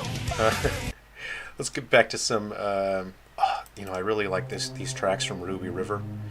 But that's a sort of acrylic thing that I'm making acrylic keychains that will have the soundtrack, QR code, you can scan them for the soundtrack for the games. Alright, let's go ahead and fix this. So we want to get into the gameplay here.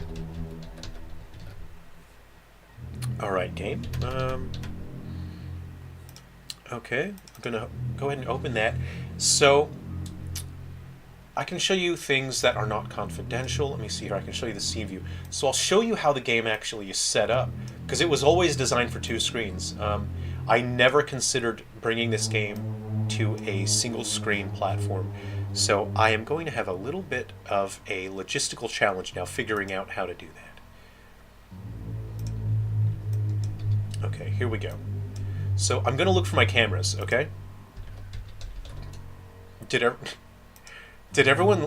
people think I was serious, and then did everyone leave the stream because they thought I was being a Sonic tuber? Wasn't that hat a pre-order of Sonic Colors or something? I don't remember. I've had this hat for a very long time. I don't remember where it came from. I just know that it's a part of me now. I am the hat, and the hat is me. Or chat, this is some complex diorama construction.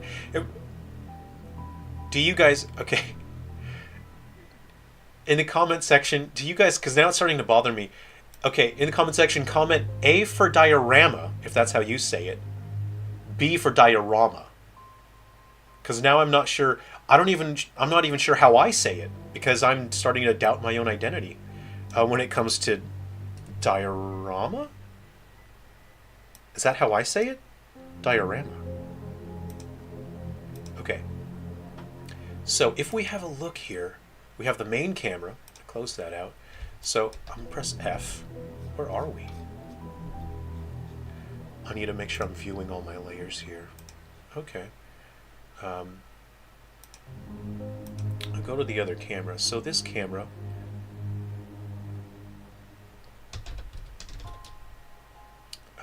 I think this is the bottom camera. I think that's the bottom one. Oh, you know what? No, I don't know. I don't know what. I'm really trying to wrap my head around this. I don't know. That says main camera. That's the bottom camera. What happens if I turn on the bottom camera? Nothing. Okay. Put that on 1. Okay, I'm not seeing it. I need to figure out where the logic is for the bottom camera. And then I need to make it so that when that bottom camera is turned on, I need it to draw on top of the main camera, the primary camera. You have the UI camera. Okay. So again, if you're just checking in, we're trying to turn this from a 2-screen game into a single-screen game to where it works on just the one screen. Oh, see, that's the problem. We're in too deep. We're too close here. Okay. All right, so we need to turn off the UI layer, so we ignore the UI layer. Top UI. There we go. Things are making sense to me now. Things are coming up Millhouse.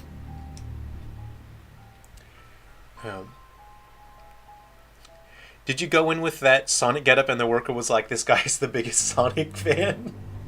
No. I've never left the house with this.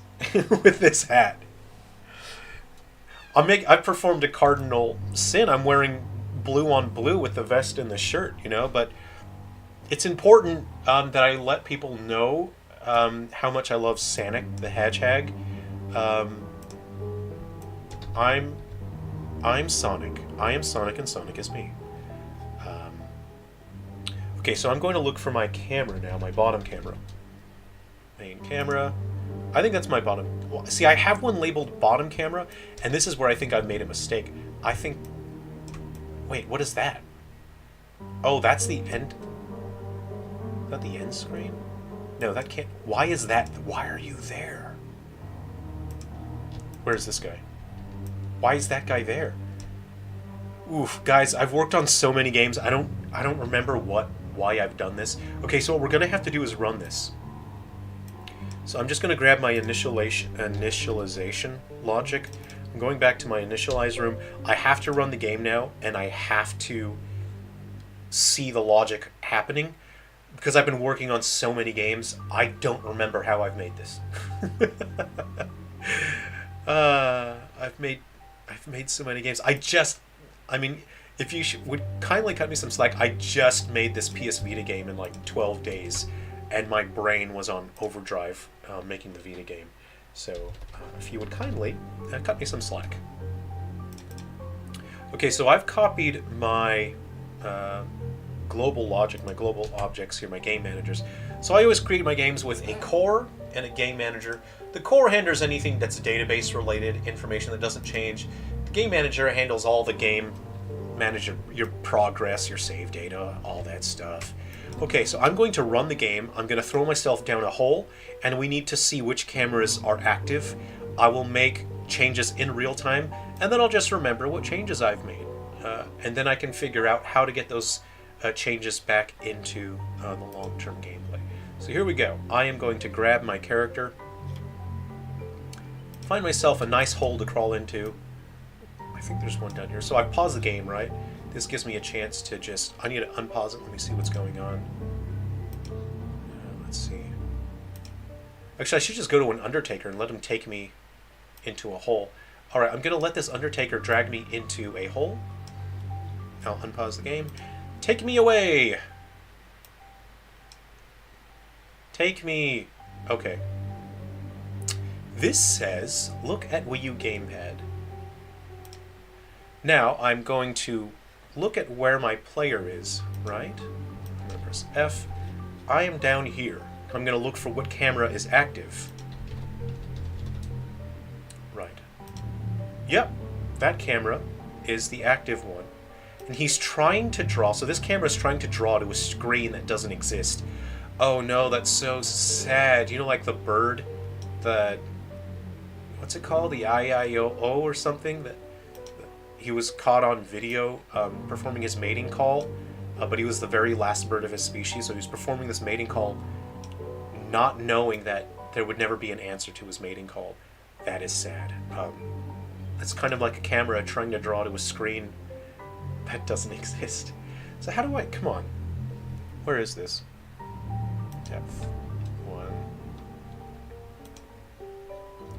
This says look at the Wii U gamepad.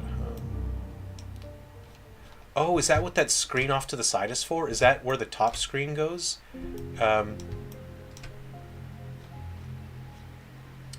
See, where's my main screen? I need to see where my main camera is. The camera bottom, yeah. That guy. And the camera. But I want him to... Why aren't you... I need this to draw up there. Come on.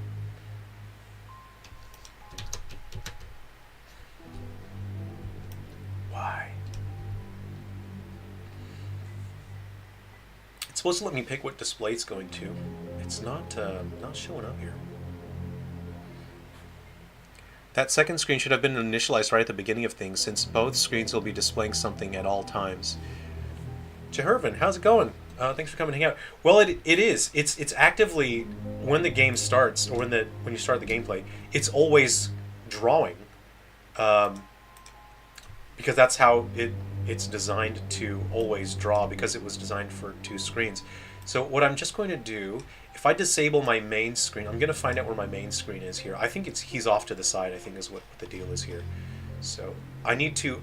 Here are 2 things that I can do. I can either keep the second screen drawing and have it draw on top, or I programmatically change it so now the main screen goes to where the bottom screen is. But I think that might mess things up, because that's not how the game was designed to work. The game was designed to leave the main screen somewhere else. I think that'll mess things up badly if I do that. So I'm going to have to pick one of those approaches. And so you see the main screen stays up there? The main screen stays up where I fell into the hole. So I'm going to disable my main... I keep saying screen. I'm going to disable the main camera and see what happens here. Okay? So let's go ahead and close that.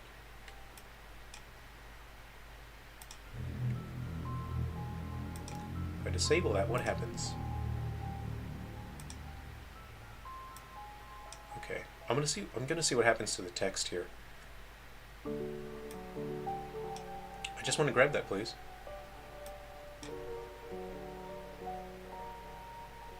Yeah. Okay, so if I turn that main camera off, no camera's rendering. Yeah, that's fine. No camera's rendering. But that is not true. There is another camera rendering. Okay. I'm wondering if there's this weird glitch, because sometimes there's this weird glitch with Unity where like it'll just start ignoring cameras. So I'm just going to do something real funny here. I'm going to click inside this. I'm going to create another camera inside this one. Inside the bottom camera.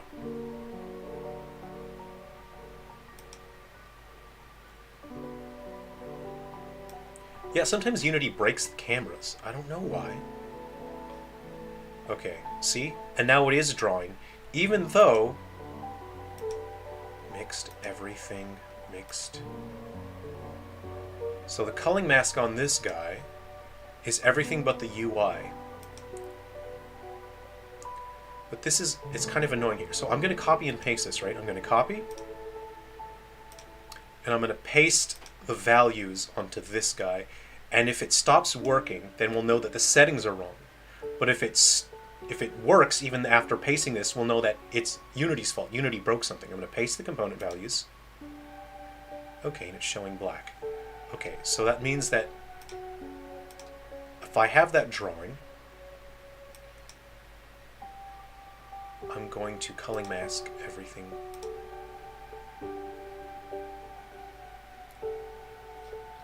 and we're going to disable the main camera, and if it says that there's no cameras drawing, that's going to be kind of annoying, isn't it? No cameras rendering. Okay. So let's go ahead and undo a little bit, huh? Looks like there's something wrong with the settings here. So let's go ahead and just copy these, huh? We'll go to orthographic 0.54. I'm just going to kind of desperately brute force this now. Okay. We're going orthographic. So you can see it's still visible. I can still see it. Okay.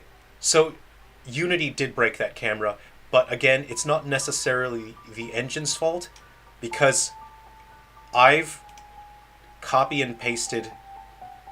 Well, I didn't copy and paste. I'm porting this from older versions of Unity now. The original version of this game was made with Unity 2015 or Unity 5. So the fact that it's broken isn't necessarily Unity's fault. This happens during the porting process, and it's why you have to be careful to test everything and keep working on things very thoroughly.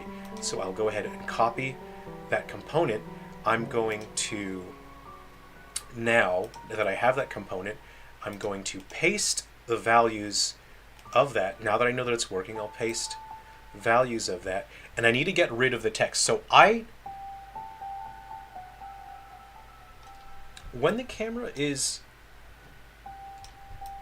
Okay, so when it's not drawing anything, it should show that it'll be solid black. So I need to make sure so that when it no longer draws on top of the camera, it doesn't cover it with a black screen. And I need to make sure that it doesn't override it. So I'm going to say don't clear. So that means that the bottom camera is always drawing, which is fine because I know that there's nothing there for it to cover over the main screen, but it is always active. I could have it to where I have it turned off and on again. I'm just losing focus here. I'm out of focus. What we're going to do now is remove the text that... Come on, webcam. I'm out of focus here. Let me go ahead and manually focus up.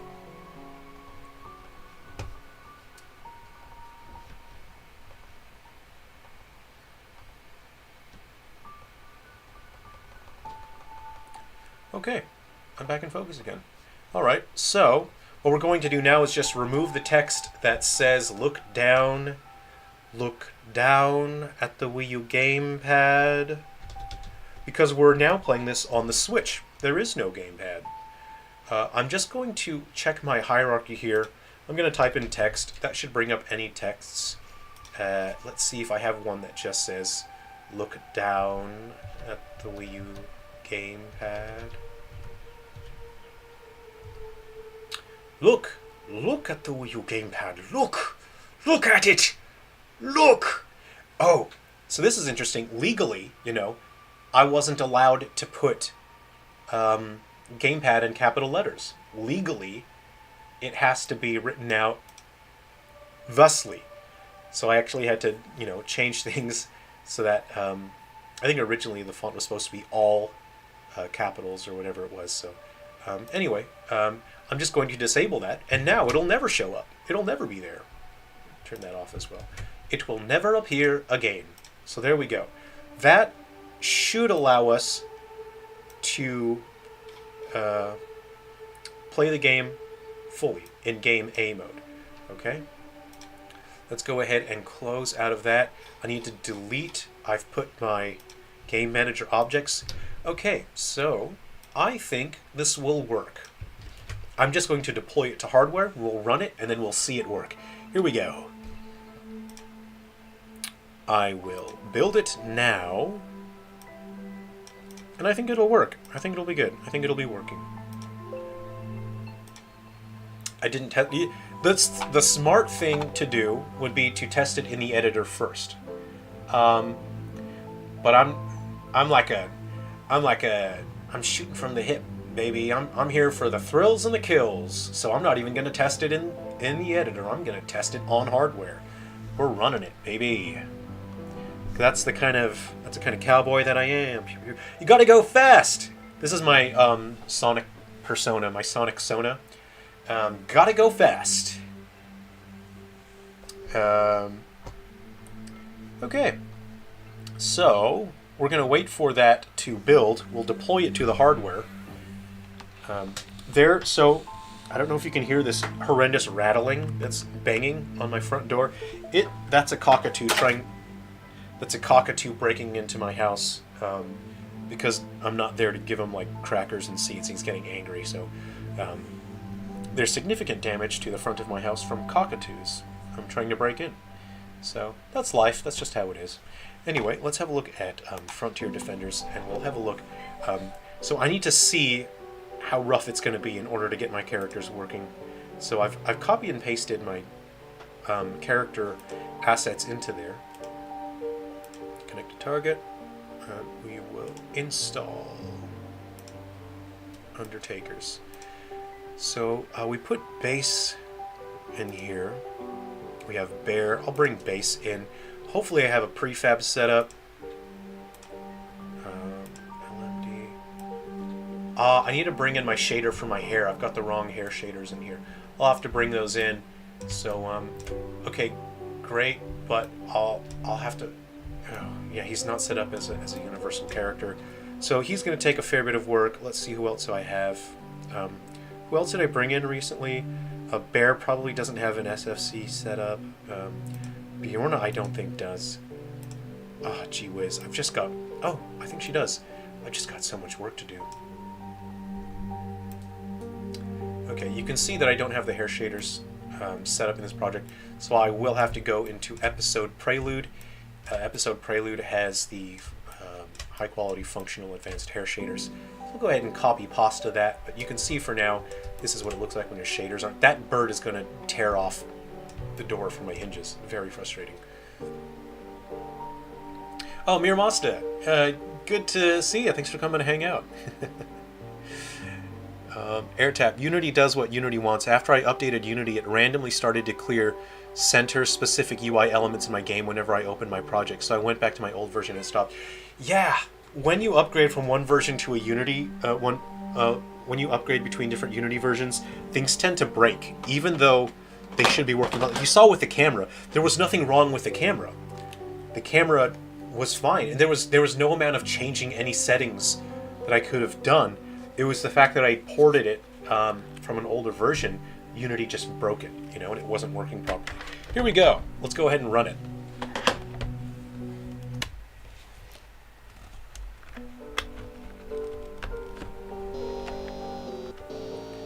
Okay.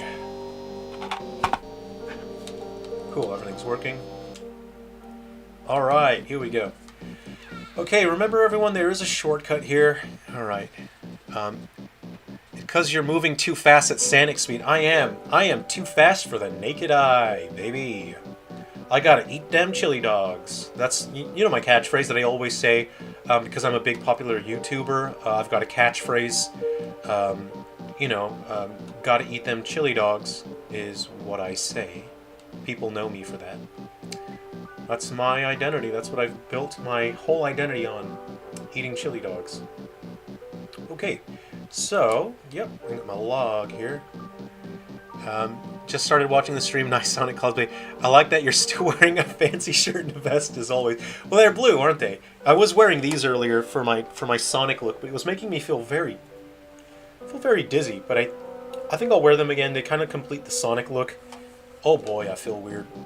Ooh, okay. They're meant to be motion sickness, but when you move as fast as I do, you do need to handle your motion sickness somehow. Okay, yes, there are voices nearby, I get it. Okay.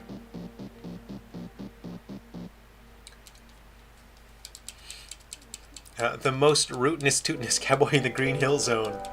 That's my zone. There ain't room in this zone for the two of us. That's Sonic's catchphrase whenever Sonic catches up with Dr. Eggman. You know who I want to see added to Superstars is Mighty and Ray. I've always been a big Mighty and Ray fan. I'm a big fan of the Chaotix. I like the characters that are in the Chaotix. I like Charmy because he can go around and just murder everything with his air dash.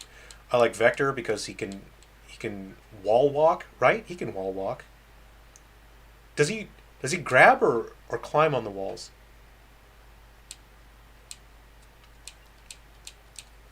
It's Mighty that wall jumps, wall grabs. Mighty can grab the wall and jump off. In Chaotix anyway, it doesn't not like it matters. Um, so I just want to get grabbed by. I'm gonna try and show you the shortcut to like get to the Pancake Man. Oh, it's weird how shocking it is. We did it. That's it. So I didn't have to change anything programmatically, which is nice. It was just a bit of the camera. So the bottom camera. So what I changed is the bottom camera is always drawing. But now, instead of drawing a solid black, it's drawing a transparent color. It looks like the texture filtering on all of the characters are wrong, actually. See how it's filtering that? And it's blending between the colors. So that's a compression issue. God, son of a... that's something I'll have to fix. No big deal. Okay, so he brought me down here. So the Undertakers can be a form of fast travel, which is quite convenient. Let's go ahead and get to the Pancake Mansion. I think this is it. I'm not sure how many people have even found... oh, there's the Pancake Mansion. So I will take the pancakes. So there are two things that you can do with the pancakes. You can either give them to Willy and unlock Willy for Game B, or you can give them to Soldier the dog, and you can unlock Soldier for Game B. You'll have to do those on two separate runs because there's only one stack of pancakes. But there's a character detail here just in case people haven't seen it yet. There's the Pancake Gobbler. In case people haven't seen it, you can walk all the way to the road and then just keep walking straight down. And I kind of tuck this away so I don't, I'm not sure how many people have seen this. But so there's people that stopped. This is young Dodger. And you get to actually meet Dodger as a kid. That's Dodger and his dad. And when the Heavy Shadow novel launches, I have 3 chapters, well, 2.5 chapters left to write for Heavy Shadow. When that launches, you'll be able to use Heavy Shadow Code Linker. The novel itself will have a code linker, and you'll be able to unlock Dodger as a playable in Undertakers. And you'll be able to use him in Game B mode. And for the Switch version, Dodger will be also usable in the new game mode that will be playable as well. So, take me! Take me! Let's see where he's going to fast travel me to. It's good to use him as fast travel anyway. Alright, no, this one's a good one. Okay, this one's got Shelly Ann. Okay. It's me, Shelly Ann from school. Bring me rope. Help me climb out, please. So this is an adjustment I'll have to make. The text was sized for the Wii U gamepad. So if I were playing this on a Wii U gamepad, that text would be in just the right spot. But because this isn't the Wii U anymore, this is the Nintendo Switch, now the text is appearing in the middle of the screen. So I will have to adjust this so that the text appears at way at the top. So that's something I'll have to make a mental note of, or I can just put it in my documentation for my tasks. I'm gonna write that down now because again, you should have like organized documentation for your work. Used the wrong keyword, didn't I? A place text for pit. Okay, quite a few. My table's sagging. What's up with that? I think I need to adjust. I kind of need to adjust that, don't I? Tighten that bit there. Okay, so yeah, I'm a massive fan of the Atari 2600. I recently got the Atari VCS. I love this thing. Holy smokes, I love this console. I really want to make exclusive games for this.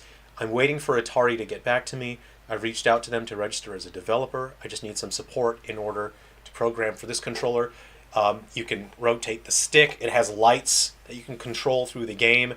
And I've got some great ideas on gameplay that involves using the lights on the controller in conjunction with the TV. You can spin that as well as move it. This is so cool. I love this controller. I think it's great. I really want to make games for Atari VCS. So hopefully Atari will get back to me soon.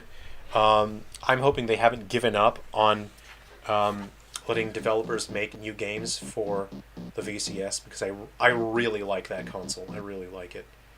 Wait, is it a revised Heavy Shadows? Let's see.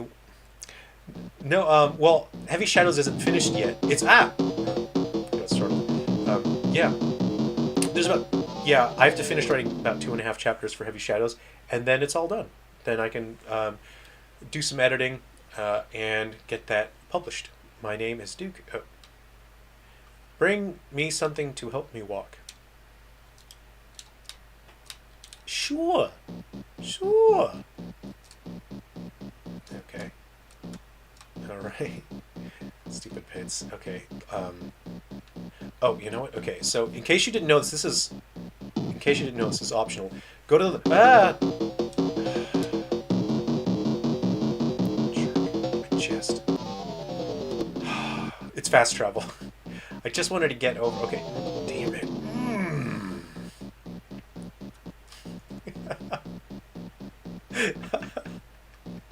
Imagine Jerrel doing a Heavy Shadows audiobook. I'm kind of hoping Patrick Stewart will do it. I heard that if you give him $15, he'll basically take any role.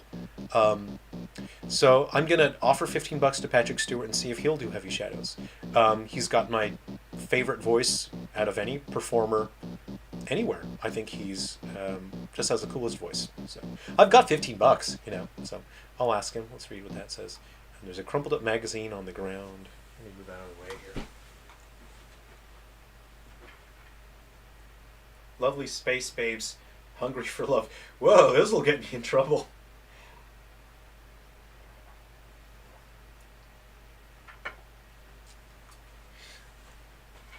Yikes. Okay. All right. British accent.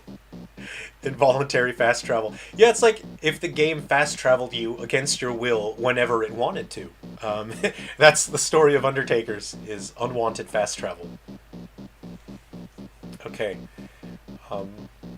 Yeah, okay, so here's a secret. Go to the bottom left screen. So all the way left, go all the way down. See, here's another graphical issue. See that fence line? That fence line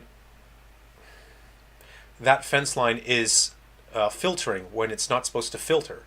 That's bilinear filtering, and it should not have any bilinear filtering. It should be point filtering, so it should be pixel sharp. So again, that's something I'm going to put into my documentation now.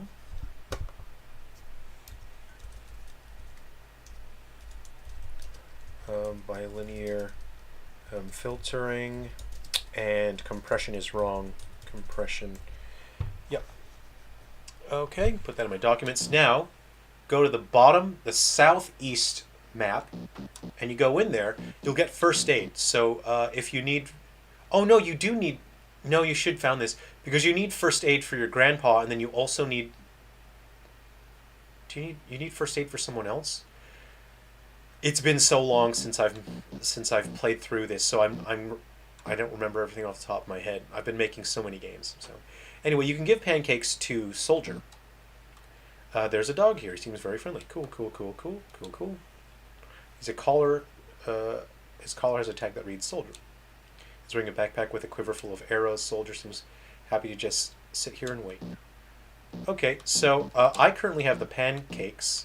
I'm going to give my good doggo some pancakes. Come here, my good dog. Gobble galump. Soldier ate them pancake ups real good. He ate them up real good. Gobble galump. He looks happy now. What a good little doggy. All right, thanks, dude. So the game doesn't say anything, but now Soldier can help you in Game B mode. Maybe we can do some Game B mode. I actually really enjoy Game B mode. Oh, I just remembered that Game B mode relies on the bottom screen. I mean, obviously I knew that, but it had slipped my mind. So... I'm gonna have to rebalance game B mode because, oh man, oh what a nightmare. Oh wow, yeah, game B mode 100% relied on the touchscreen. Whew. I'm gonna have to figure something out. I'll have to rebalance it. That's a real shame. This is tough. Yeah, yeah. Because if you play it on the 3DS or Wii U, like a massive aspect of Game B mode was you had to take your hands off of the gameplay control to use the touchscreen to stop the giant Undertakers from coming out of the ground. Ooh, flashlight. Crunch, crunch, crackly crack, there's something below your feet. It was almost a Doctor Who. What is down here that is so crunchy? I don't know. Okay, so I've left my first aid there, and I've got a flashlight. It's wet and mushy in here. Anyway, I think that I kind of like this. I think the game's fun. And this was a game that I had to stop a lot during development and keep asking myself and doing a fun check. Keep having to check, is this fun? What is the appeal of this game? And it was game B mode that I got stuck testing it a lot because I was actually enjoying game B mode so much. Okay, so what I'm going to do is exit out of this, but I'll have to do it. I'll have to take it out. So there's some confidential stuff that you're not allowed to see. Let's start it again. I'll just reset it. Okay.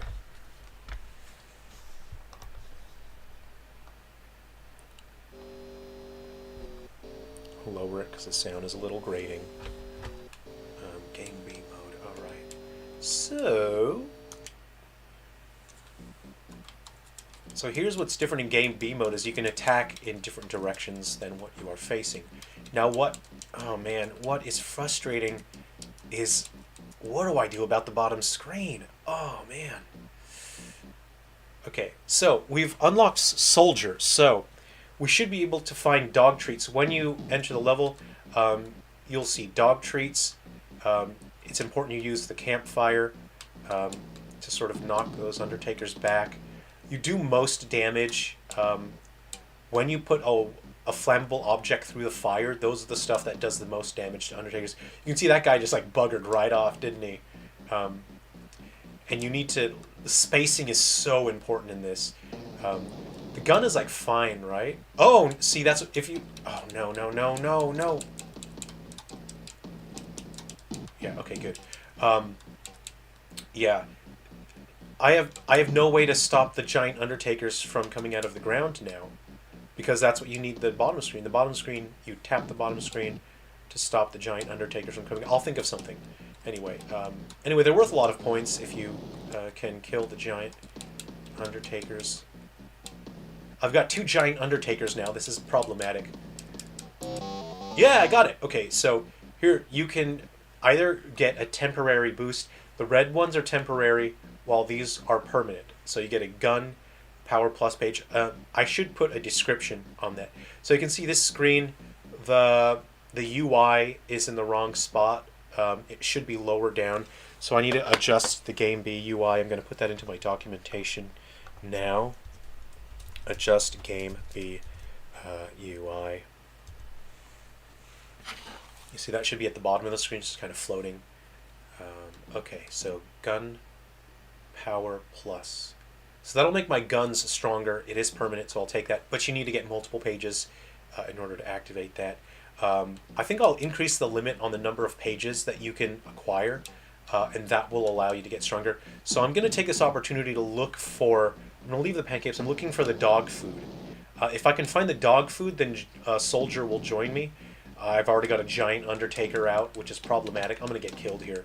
Bull is not fast enough to really work with this playstyle. You need a character like Willy, who's really fast. I see an animal trap over there, which is nice. I'm not seeing the dog food for Soldier. Oh, of course. Of course it's not going to work because there's no save file system.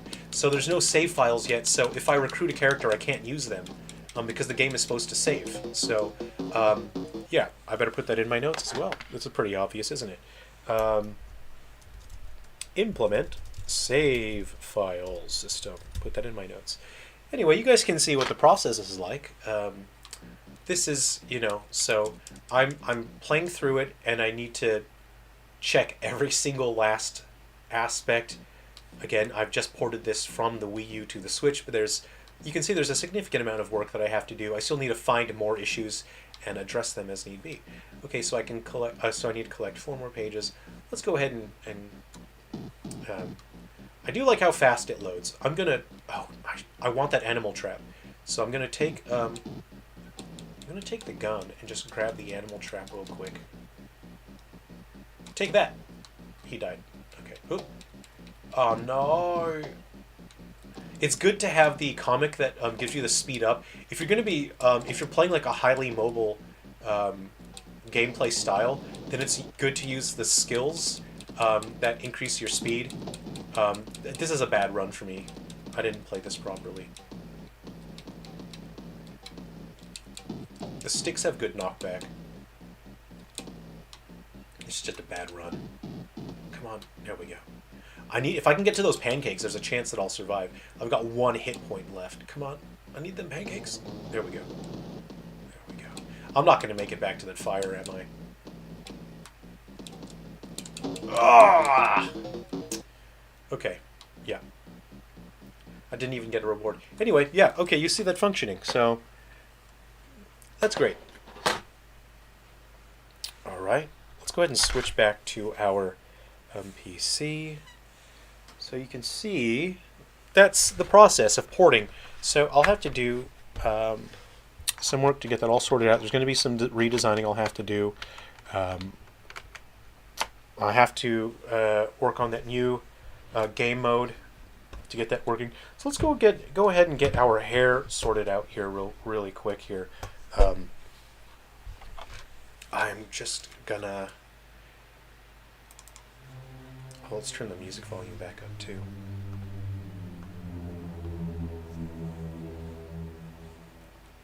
Yeah. Okay. All right. So we want to get our hair shader for Frontier Defenders. I'm just looking for episode Prelude. That one has the functional hair shaders, and they're catered specifically for the Nintendo Switch to function. Okay, so we got Watchtower. Okay.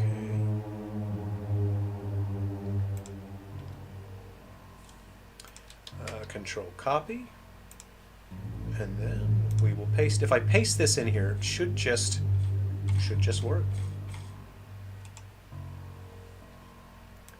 Air tap. It's great seeing the process in action as a beginner. It's really helpful seeing how other people work. Well, everyone works very differently, you know, and everyone develops their own particular style. So this is just how I do things. I mean, this is how I do things on stream. You know, when you're just on your own and you're working, you're going to be more efficient, and you tend to work differently. And of course, when you're wearing these motion sickness glasses, they don't exactly help, do they? Should just work. Famous last words. Well, it's pasting now. It should just work. I'm pasting it. It should just work. And I hope you enjoyed my little diorama. This is how it's supposed to look. It's totally fine. I'm a sonic tuber now. It's pasting. Okay, it's importing my shaders. And in a second, we should see the hair working properly. Let me see. Let me just find what other characters I need to bring into my project. So, I'm off screen a little bit. I'm thinking of the characters that need to appear in this. I'm just considering when certain events take place and which characters shouldn't appear. Yeah, okay, so he can't appear. I think I need to put... Yeah, Dodger needs to... That's a new one. It would just be so funny. Okay, I'm going to bring this in. Duke, no. Yes. No. No. Yes. Oh, technically no, but I'm gonna put him in there anyway. That's gonna be a technically no as well. Um, uh,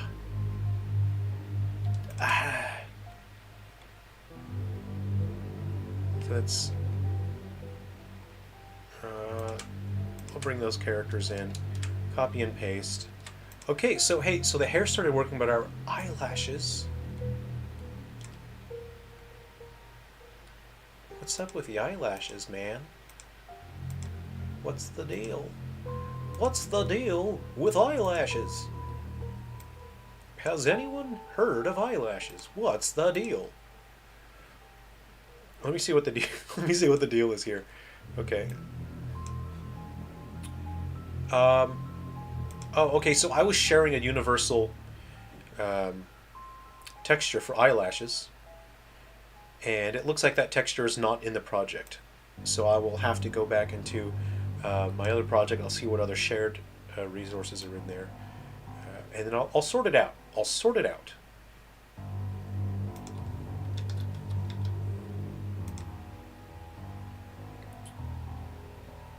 It's fine. It's fine. It's fine. I'll sort it out. That's just how it's going to be for now. Don't worry about it. Okay, let's go ahead and bring in some other characters now. I'm just going to copy and paste. So I create characters in a universal format for Silver Falls games. They're not universal for everyone. They're universal for Silver Falls. So I will let Unity import these aspects. Low-key, I just love the design of base Boulder Field. It's the sort of this... The color scheme I just love. I really love this shirt. I would like a shirt of that color. So sort of this deep maroon. You got these deep blues. I'm just such a fan of the design. It's simple. I really like the suspenders. You know, and he's got this sort of rugged look. He's got the hat going. He's supposed to have glasses. So I need to figure out what's the deal with not having glasses. He is supposed to have glasses. So what's the deal with that? Okay. So my front door is being torn off its hinges from a cockatoo. Okay, so Unity is going to take some time to import that. So what I'll do now is I'll go ahead and have a look at some of the issues that were wrong with Undertakers. People often ask, "Whoa, how does this guy make games so fast? How does this guy make multiple games at the same time?" You're seeing it. This is what it looks like when you're making multiple games at the same time. You just do multiple games. Alright, so I'm going to click on this guy, and I'm going to click on the sprite and see what the deal with what's... I'm going to stop with the Jerry Seinfeld thing. I don't even like Seinfeld. Okay, so you can see everything is... see what up? It says point filtering. It's supposed to be point filtered there. You can see that it says point, so why is it blurry? Okay, so I'm going to select all of my sprites here. This will be... bring my project folder over. These are all of the environmental sprites, right? So I'll go ahead. I'm just going to select everything.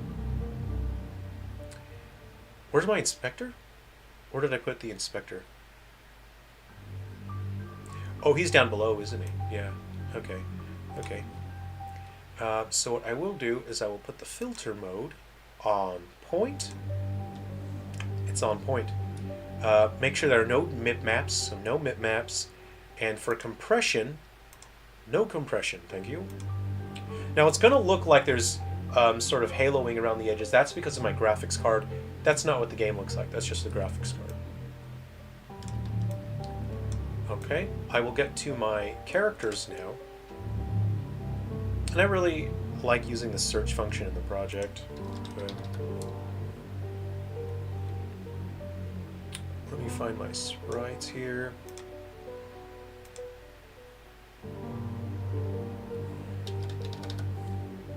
Just looking for my sprites.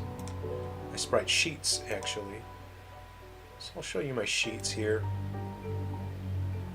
You can see that they are being compressed because they are specified to compress to try to save on storage space. So let's go ahead and select all of the sprite sheets for the characters. Make sure that there's no bitmaps turned on. Okay, no bitmaps. It's on point filtering, and we will put compression to no compression. We will apply, and we will see the effect that it has. So if we click on NPCs, bull. Okay, amazing. We'll click on there. You can see it's pixel perfect now, perfectly sharp because I've turned off compression. The colors will be 100% accurate. Again, there's a little bit of haloing, and that's because of the graphics, graphics capture card. So I just want to check all my other playable characters. Let's see. Oh yeah, all my playable characters are stored here. Yep, everything looks good. This is a design, this makes me laugh. This is Hank, this is Iron's father. I'm gonna go ahead and go into just the modern graphics, and I'll show you. That design just makes me laugh. I'll open it up now. Okay.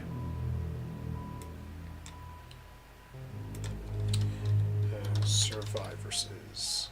Oh, that's the console.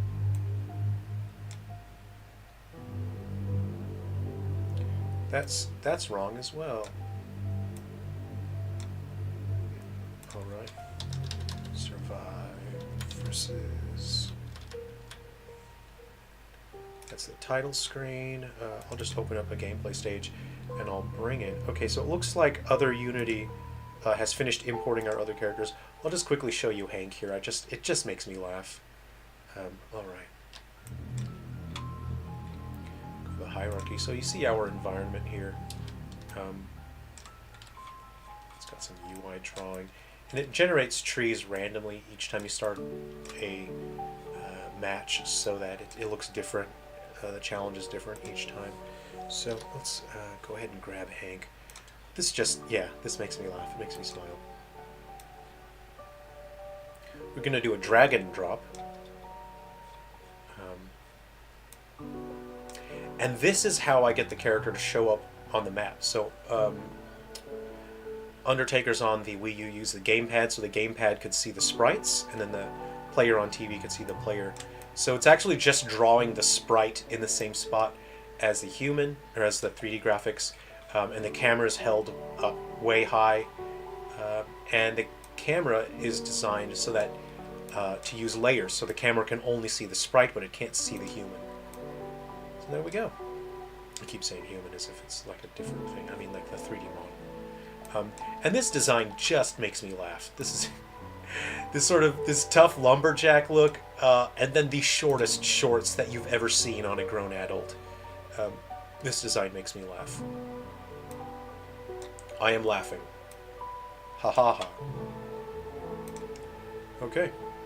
Where's my inspector? I gotta put this inspector back in a spot that makes sense, honestly.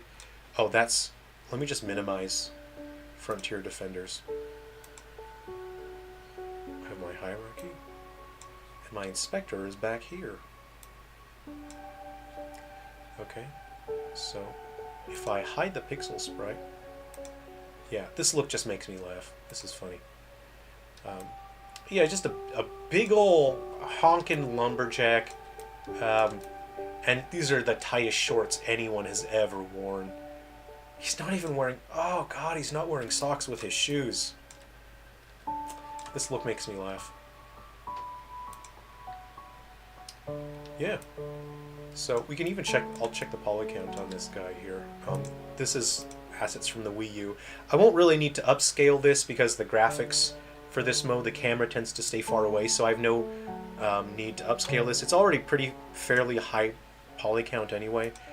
If we have a look, yes. I'll bring that over just so we can see it.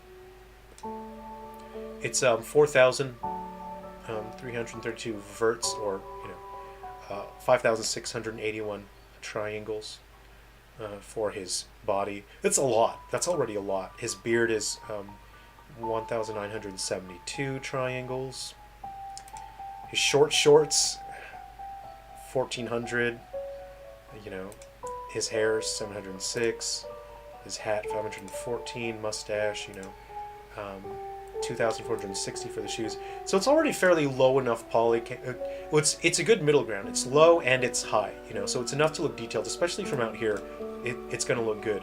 So I'd like to create another brand new gameplay mode for the Switch. So I'm not just going to copy and paste it. I want to give people something new and exciting, and we'll still be using the modern gameplay style.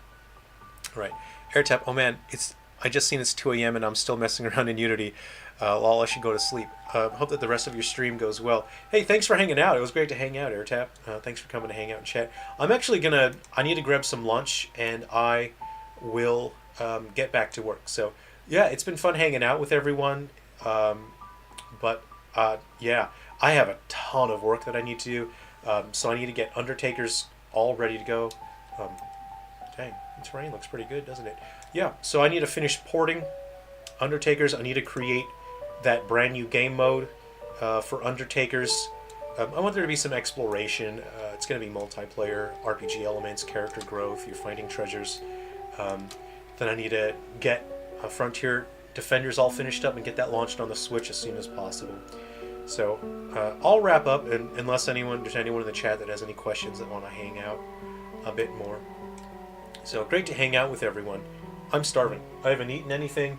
My coffee is ice cold, but I'm still going to drink it because I'm thirsty. And when I close my green screen, I'm sealed into my studio. I can't leave my studio once the green screen's closed. So yeah, it's been fun hanging out with everyone. Hopefully we can hang out again soon. I'll probably do a Halloween live stream. We can hang out. We can all wear Halloween costumes and eat candy, I guess. I better go to the store and buy a bunch of candy.